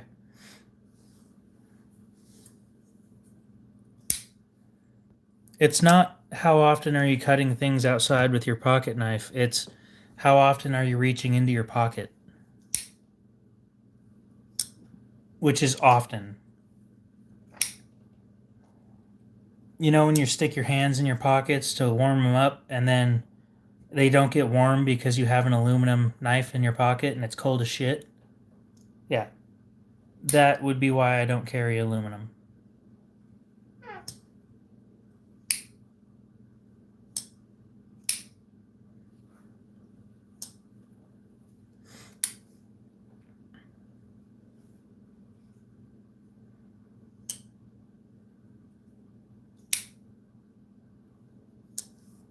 Well, how cold is winter for you?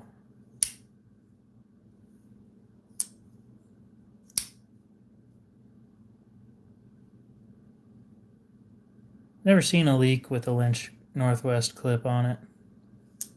That sounds interesting, to be honest. I should probably sell all my leaks at this point, because I never carry them. They just sit there in a box. Yeah, dude, I've got soft hands. It's like my thing at this point.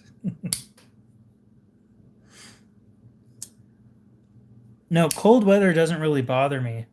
And on the pad of my, it's the back of my hand that it bothers me.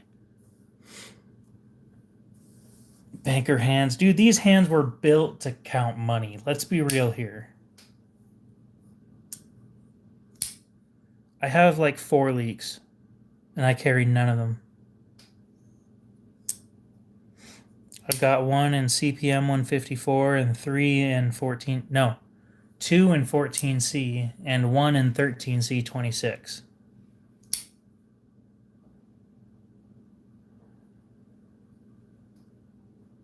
Yeah, that's about how it is here.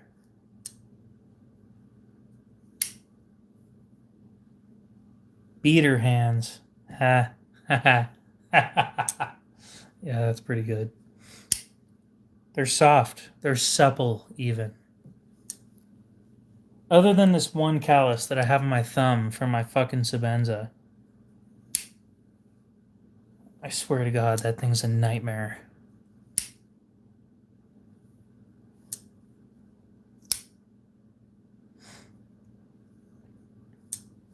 But yeah, I decided after carrying a... we get as low as -20.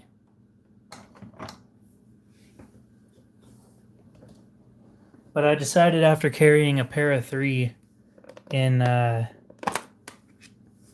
ice rain day and sticking my hand in my pocket to grab my phone, after that I decided aluminum was not for me.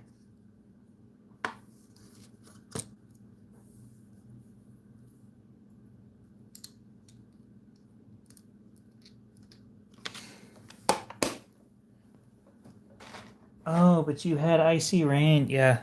Still fucking cold, though. The wind definitely didn't help. That was not a fun day.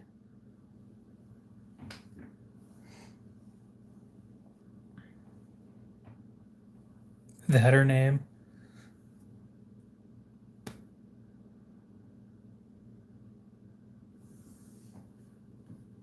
It has a name. It does. I do. My phone and my main carry are in my right pocket, and everything else goes in the left.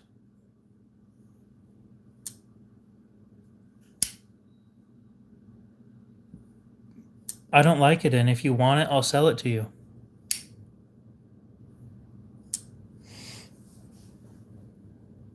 All you gotta do is pay cost plus shipping.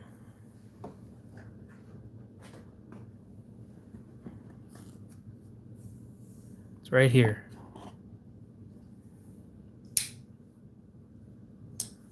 I didn't like it from the get-go. To be honest, I bought it to resell it. And then after I bought it, I looked further into it and realized the guy that designed it's kind of a dick. So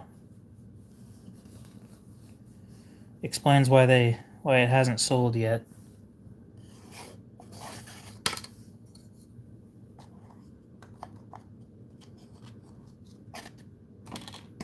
Oh, I never said they weren't made in China.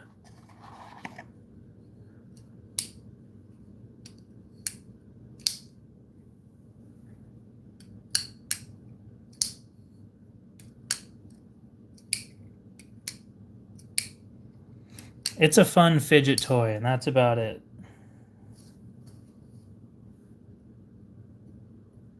And it's sharp as shit.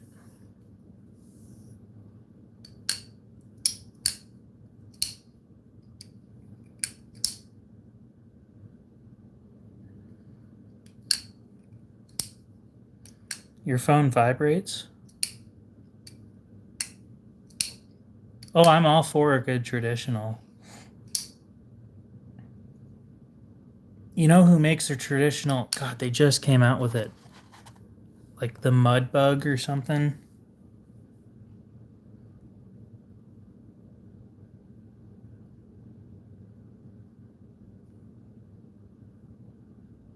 Yeah, I was right.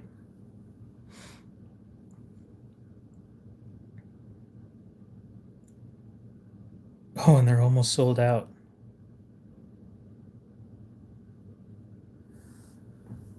$250. You get a little lockback. I mean, it's not a traditional in the traditional sense, but it's got a more traditional design. MagnaCut, I think they said 63 to 64. Double check that real quick.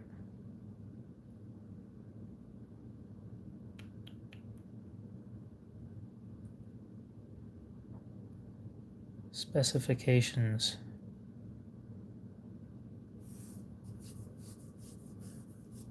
Oh, yeah.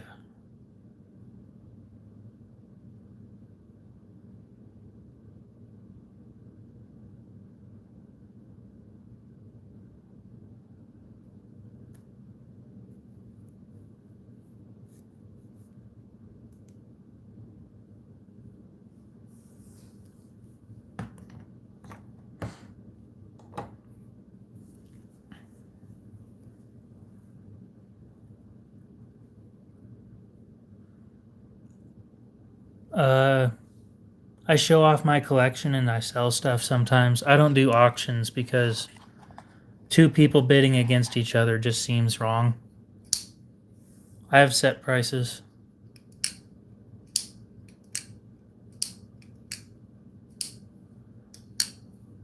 Dude, I would love to have a purple one of those.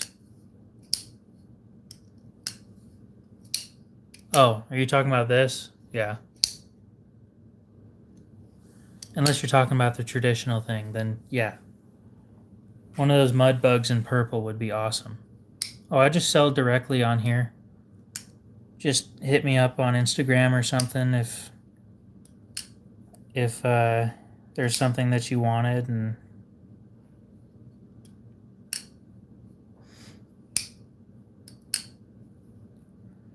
I try and beat eBay, basically. I sell directly to you. At the moment, I only take Cash App, but I sell directly to you. There's no middleman, so I don't lose money, and I can do lower prices than eBay. It's usually like 10 or 15 bucks below eBay. It kind of depends on the overall cost.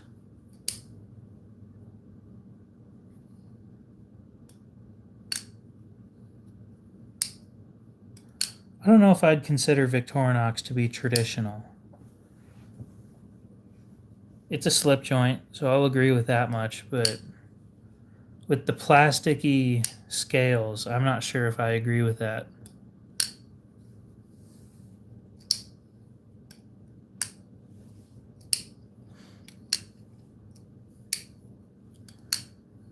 Rick Day, is there something specific you're looking for?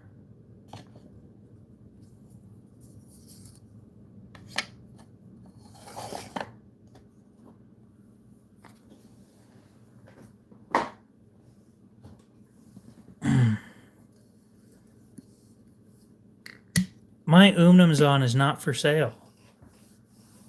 You know damn well that thing's not for sale.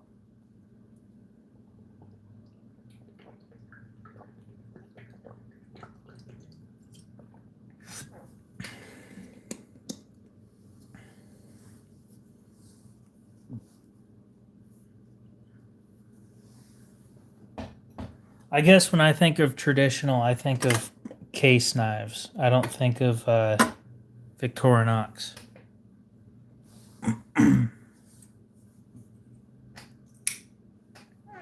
It's just the plastic that gets me, right?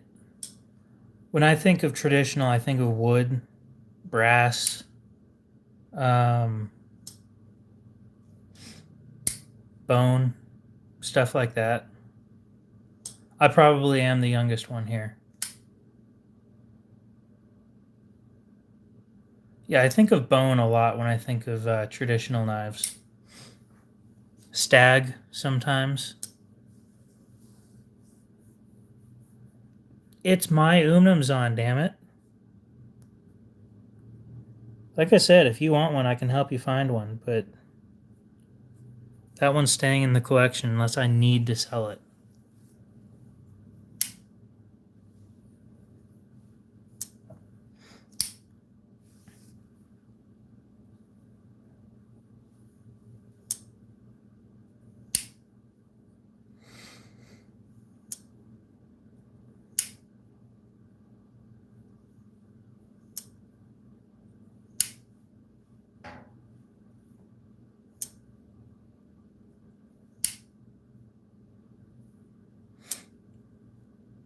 Nope.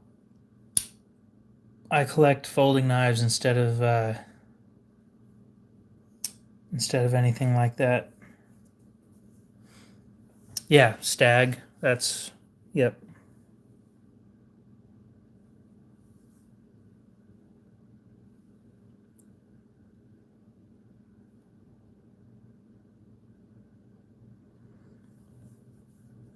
You guys can talk about smoking. I don't care. It doesn't change anything to me.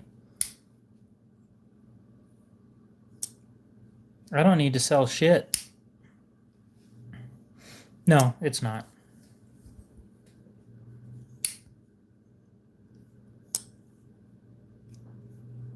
That is a very funny thing, though. The me being the youngest person in the stream. You're probably not wrong. All right.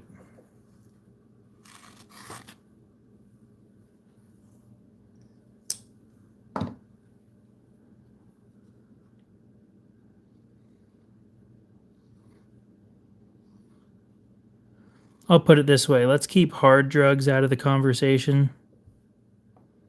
Anything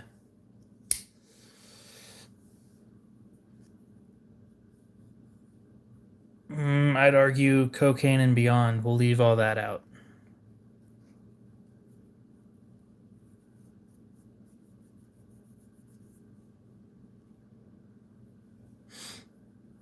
Weed isn't a big deal, but anything beyond that, I do have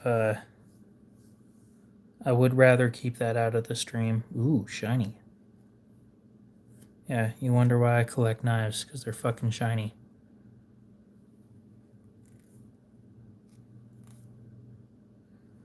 Just wait until my back hurts. Oh, wait. It already does.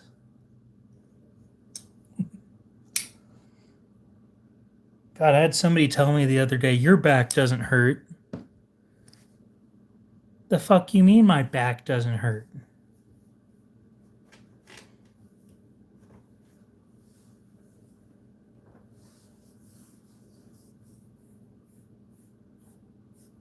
How are you gonna tell me what I'm feeling?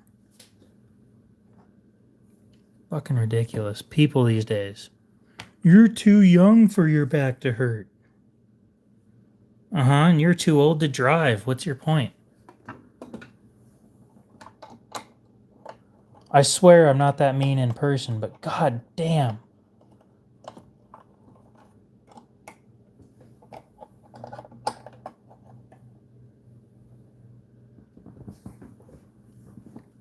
Dude, no kidding. I've got a certain spot on my back right now where it's a muscle issue.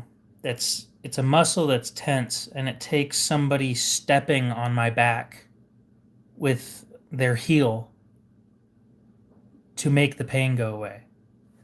And it hurts more, but then once I stand up, it's gone. It's like a massage, but I don't have to pay for it. Probably hurts just as much. Oh yeah, I sell knives all the time. Dude, no kidding. You sneeze the wrong way one time and you're just flat on the floor. It doesn't matter how old you are. If you pull a muscle, it's going to hurt like a bitch.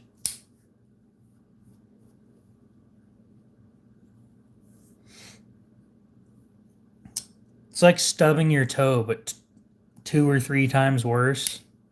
Pull some knives out. Let me go get my box full of shit that I'm getting rid of. Got a bunch of Civivis and stuff in there. Oh. Oh, don't knock that over. What is in this box? No, that's my personal box. Okay.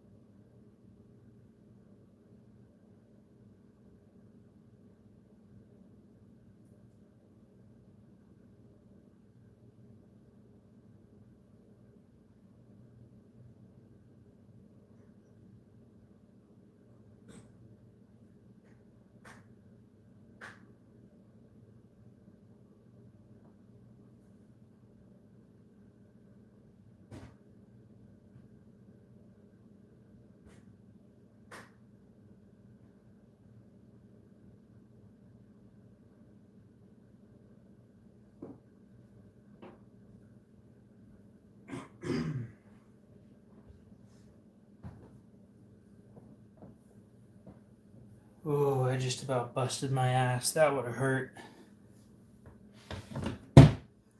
Forgot to put one of my knife boxes like right inside my room, and it's kind of dark.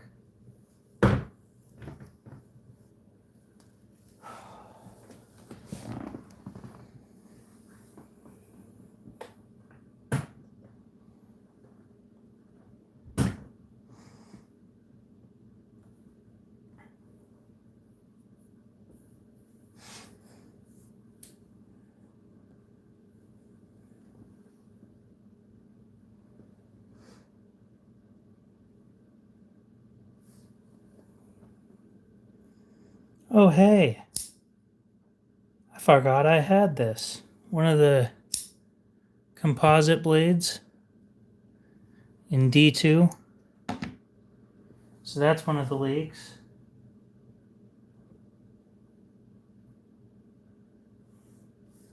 A whole bunch of Civivi.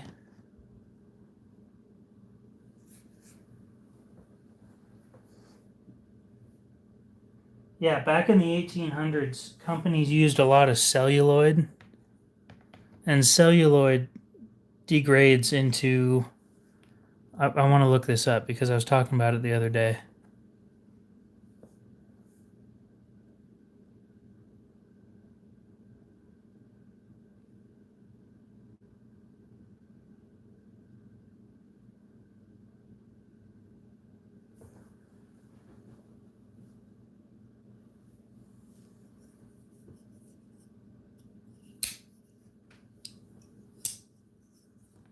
Yep,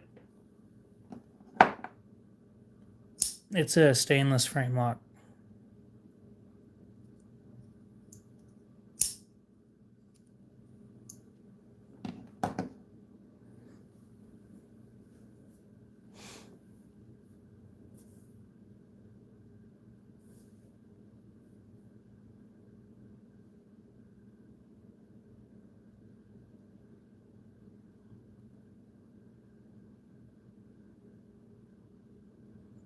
I was right. Celluloid decomposes into nitric acid. So if you have older knives, how much for what? Delrin was next, I believe, after celluloid. How much for this? Well, let me check that real quick. And I don't think that that Delrin decomposes the way that the tops of Eevee are. Yeah, the leak is for sale. Give me a sec. I gotta look up how much they go for, and I'll give you a price. Which Civivi?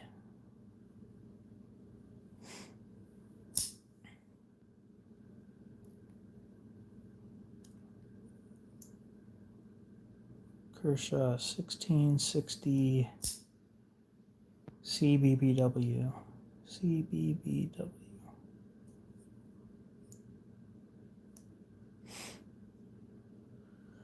Filter.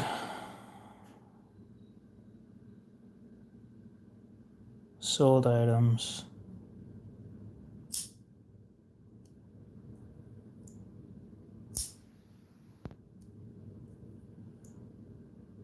$38, $20, $50, $50, $82, $100. Damn. $65, $50, $50. Seems like they're averaging about 50. And that one's some custom bullshit. But 38, 20, 50, 50, 82, 100, and then like a bunch of them for around 50. And that's just a plain one. I'd probably do like 40 shipped.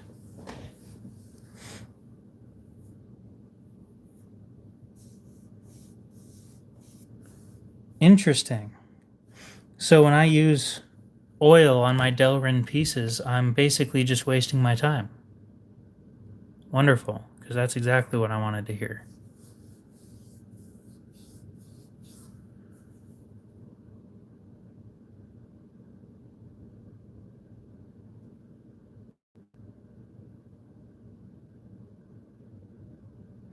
Yeah, the ones that Walmart are, yeah, this is a Sentinel Strike 2. It's a Tonto. The ones at Walmart are plain. They use 14C28N. And this one's got 14C as the upper steel. And then on the edge, they use D2, if it'll focus. So you'll see that wavy pattern. That wavy pattern is, this is a separate steel from this.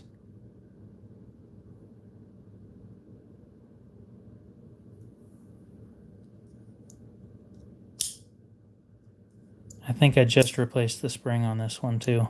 I do that a lot. Every time that I've gotten a leak, I replace as many parts as I can.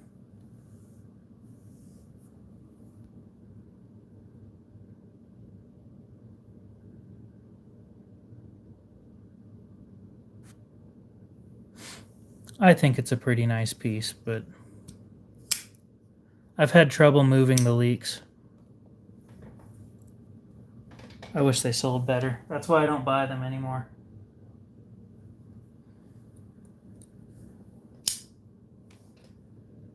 This one's a liner lock version from 2007. And this one's the one in 13C26.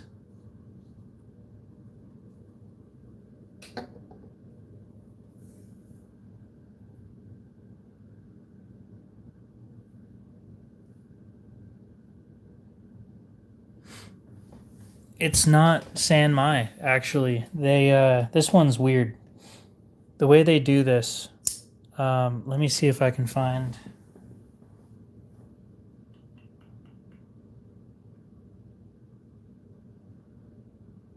Damn, I don't know where I put that thing.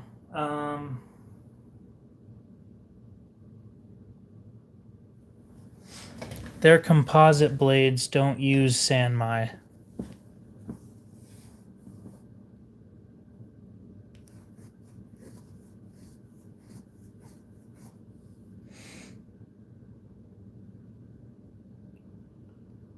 I've got a dividend for sale too. But I want you guys to see this. I don't remember where I put it, but I want you guys to see this. It's really interesting. The way they do it is it's brazed. So they use copper brazing to hold the two steels together.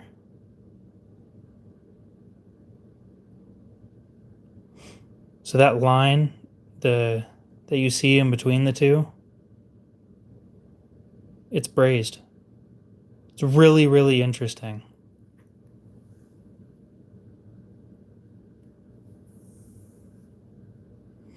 I can't give you any guarantees on a liner lock or a frame lock being stronger.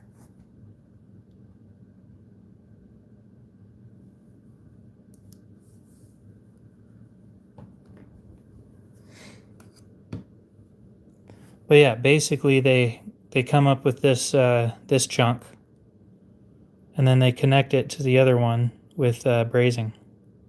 Oh, I know. It's the same process.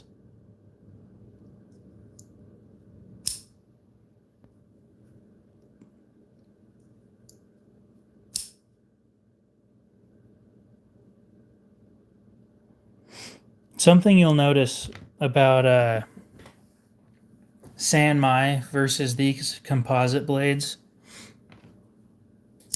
is you'll notice that a Sanmai will have different shapes on either side. And if it'll fucking focus, you'll notice that the lines are exactly the same on both sides.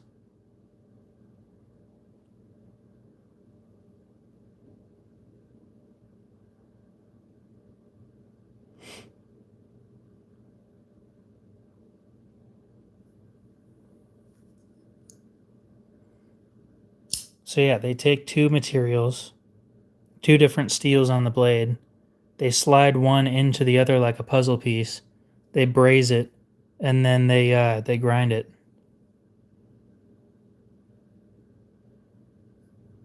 And that's how these work. Very, very interesting stuff.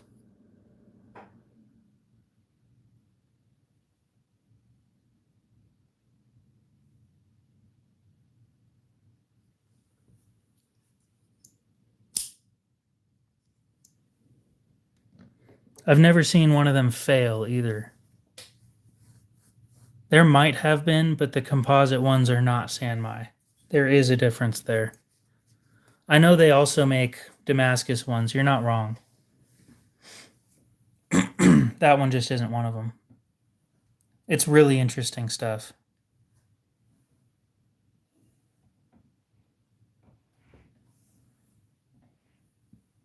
A link? No, I do not. Appreciate it. Yeah, MagnaCut's definitely going to be tougher than just about any Damascus I can think of with a decent heat treat anyway. What other kind of stuff do I have?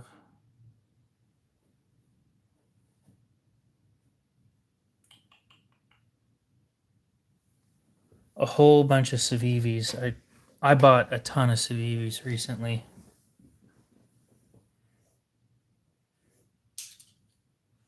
I figured, somebody is going to want one of these. They're going to want an Elementum. They're going to see that I have them for like 15, 20 bucks off, and then they're going to buy it from me. And that hasn't happened yet. But we're only on the second week of me having them. Why would you be sorry for that? You're giving me somebody to talk to.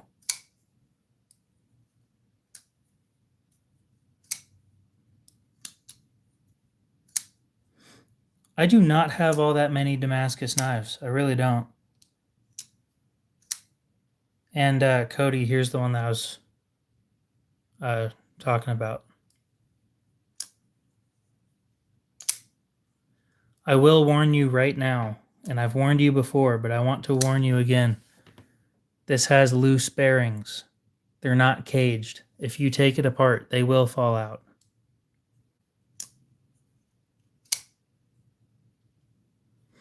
Oh yeah, you can ask as many questions as you want. I don't mind.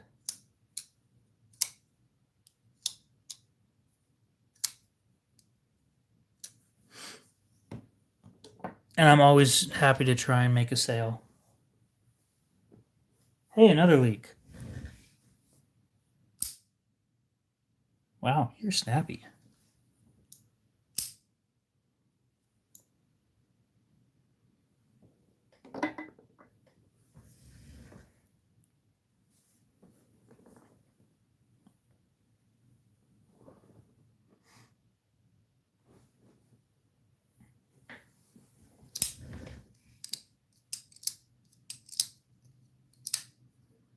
A Damascus Elementum, I can't help with that.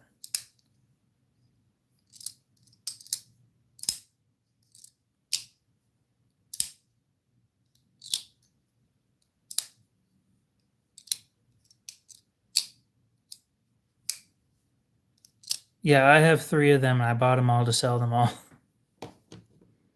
Got a Terminus XR.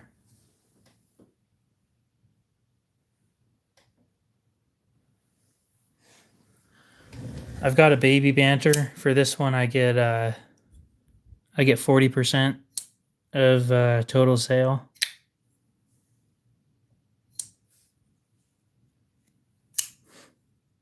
Actually, I have 2 Terminus XRs. Just one of them has bearing issues, and this one doesn't.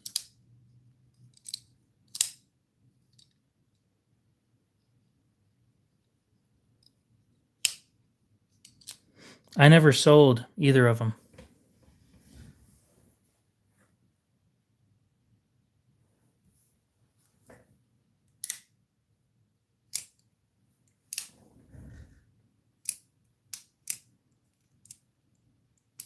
Any Spyderco?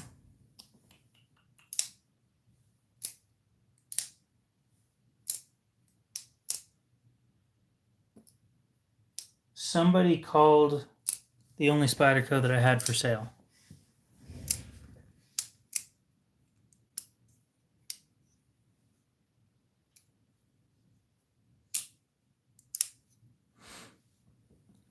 I haven't even shipped the 940 out for a 3rd time yet. Let's see.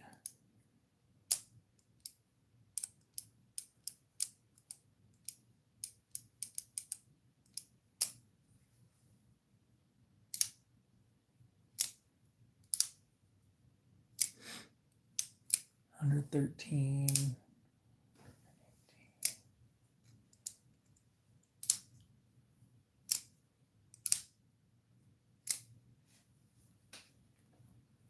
I think it's just called a Spyderco Native.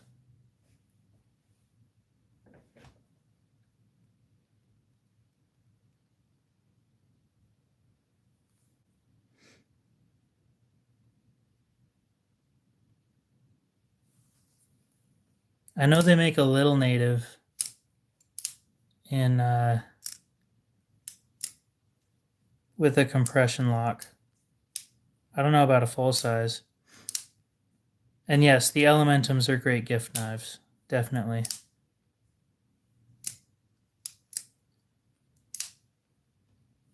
The Quaken, am I keeping the 940? Maybe.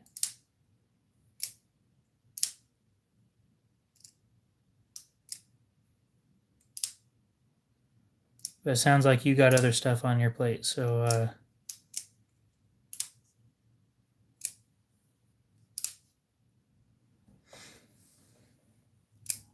118 plus, how much is the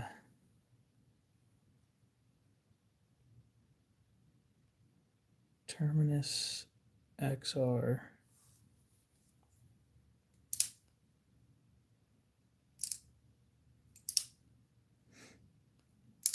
Brand new, they're 55.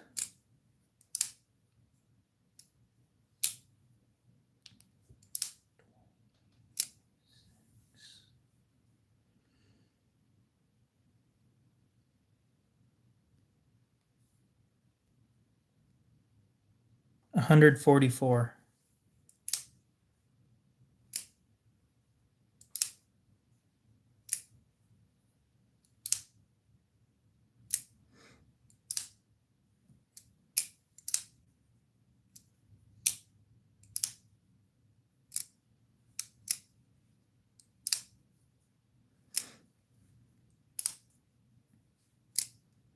For the Quaken, the well, I haven't had great experiences with SOG either, but I've only owned like 3 of their knives, so I don't have much of a say in that.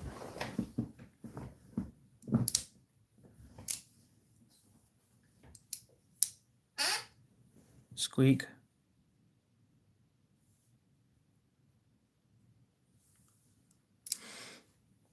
So the Quaken, the SOG, and the Dead Stone's going to be 144.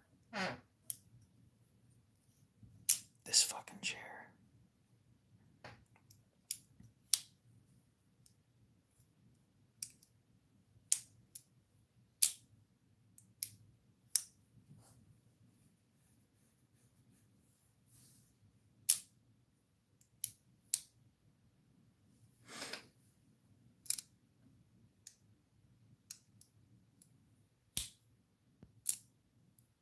I mean, if you're willing to spend a shit ton of money.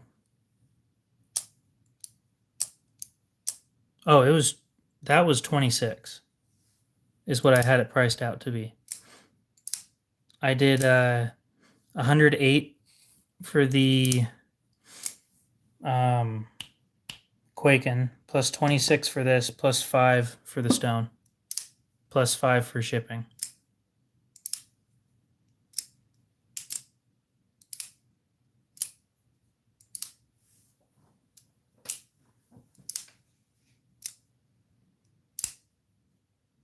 Oh wait, I screwed up there. Give me a sec. 106 plus 26 plus 5 plus 5. 142, sorry. I was going to say, tax is not $8 for every $100. I did not spend 108. I knew something sounded off there.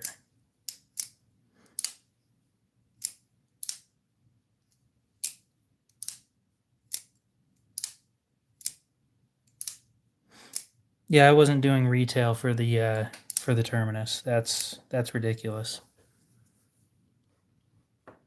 You know me better than that. Come on.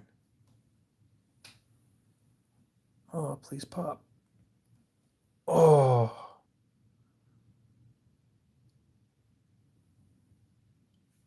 Oh, upper back popped at least.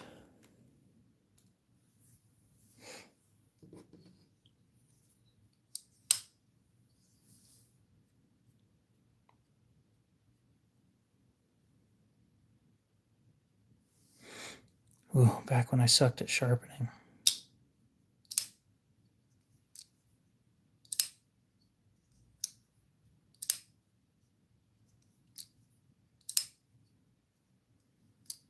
$125. Yeah, I'd have to take the terminus out of that.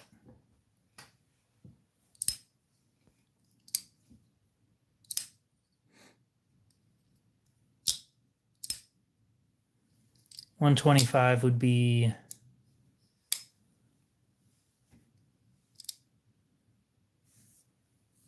the Quaken and the stone.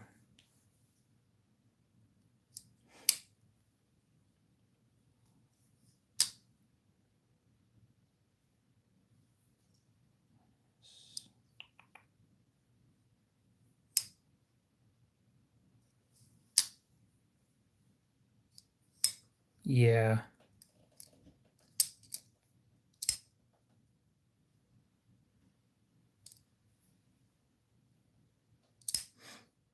I think I'm just going to end up doing a flat rate. A flat rate's going to cost me like 8 or 9.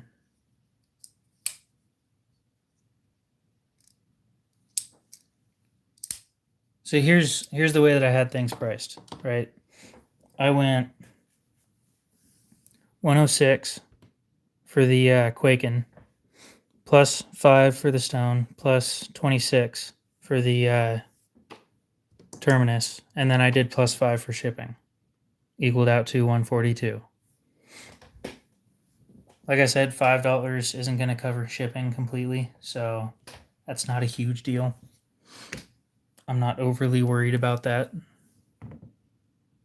I am keeping in mind that about $22 is going directly into a new stone, if that's how the deal goes.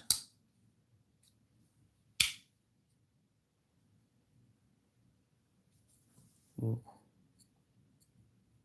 Why don't I ever carry these things?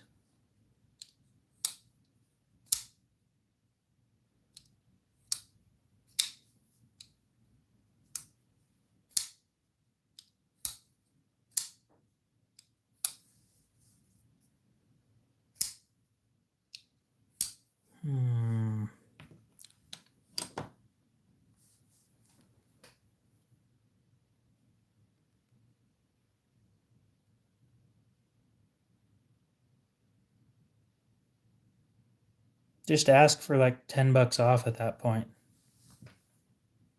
Well, it'd be $9 off, but let's see, 142.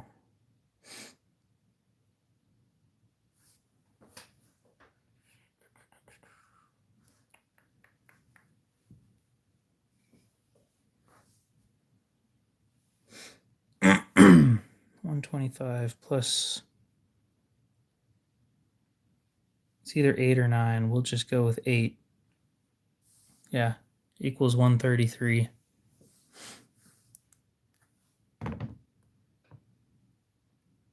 If you do 133, I'll ship them out.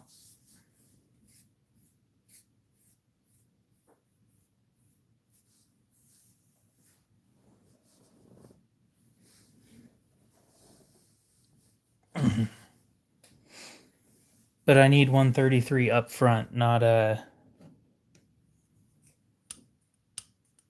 reimbursement for shipping afterwards.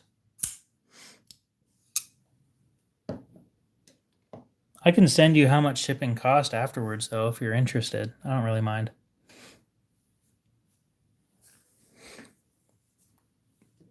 I'll put those off to the side, though. You hit me up on Facebook or whatever, and we'll work something out.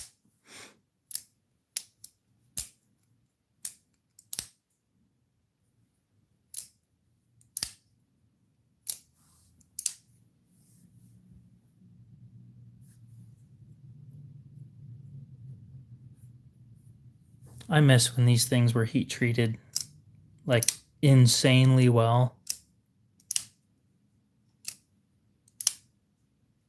Oh. Here in about 5 minutes, I have to end the stream. I have to go pick somebody up. That's not a negotiable thing.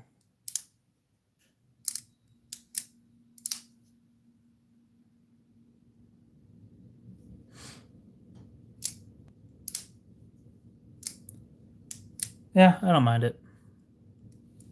It could be worse. I remember when I first got one of these things and there were like the texture on this thing was terrible.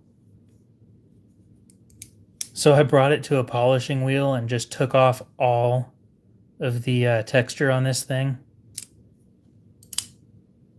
And now it doesn't suck anymore.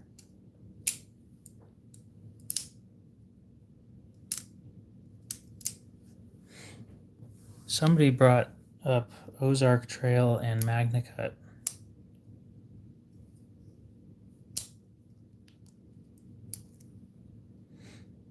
I can send them a Gen 1. I just really don't want to pay that much.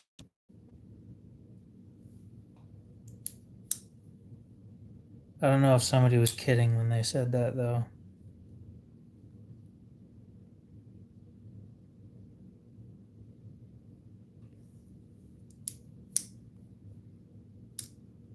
Nope. They don't.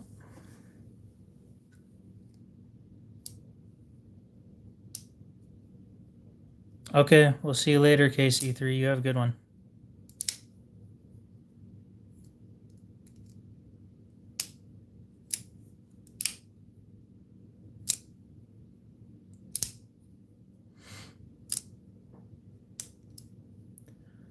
Oh, I agree that it's better than some other brands, but it's not like the best at all.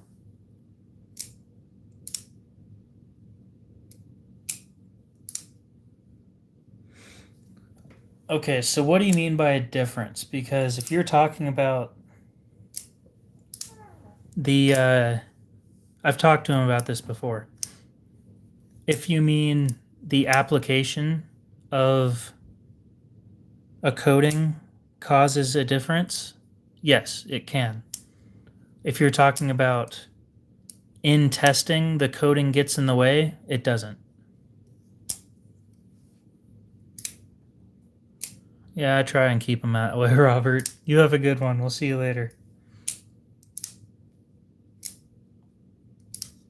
Oh, it's definitely a good beater knife. I use this as my beater knife instead. And I don't really like crossbar locks, so this one kind of just does everything for me.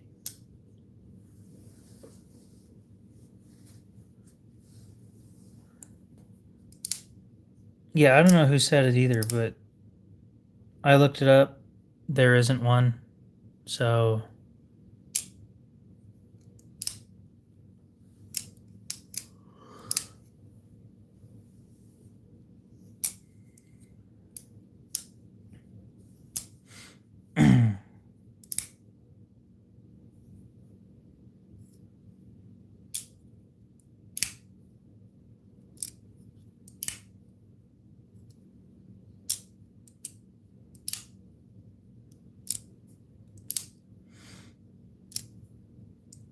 what else should I?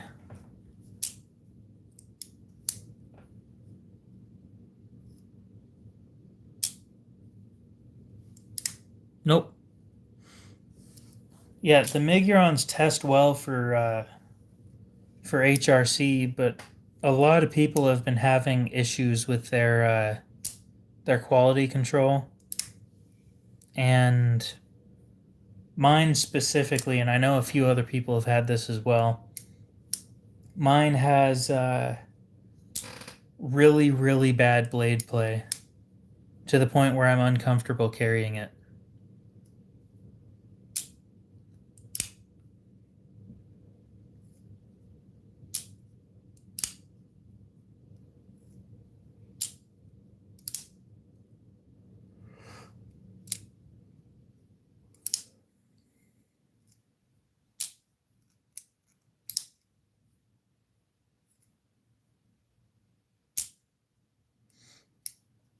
Mm. Yeah, I haven't seen a single Ozark trail knife in MagnaCut.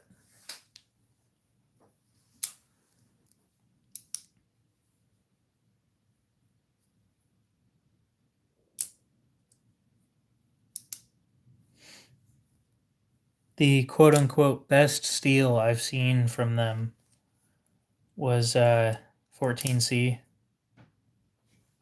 And even then, I'm not sure if it's real 14C.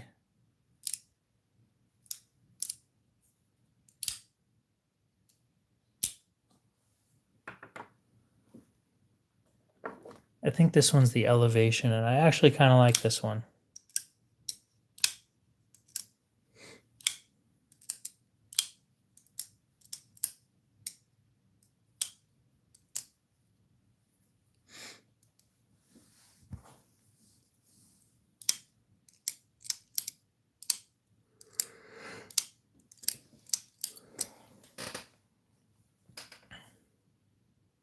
All right, guys, it's time for me to head out.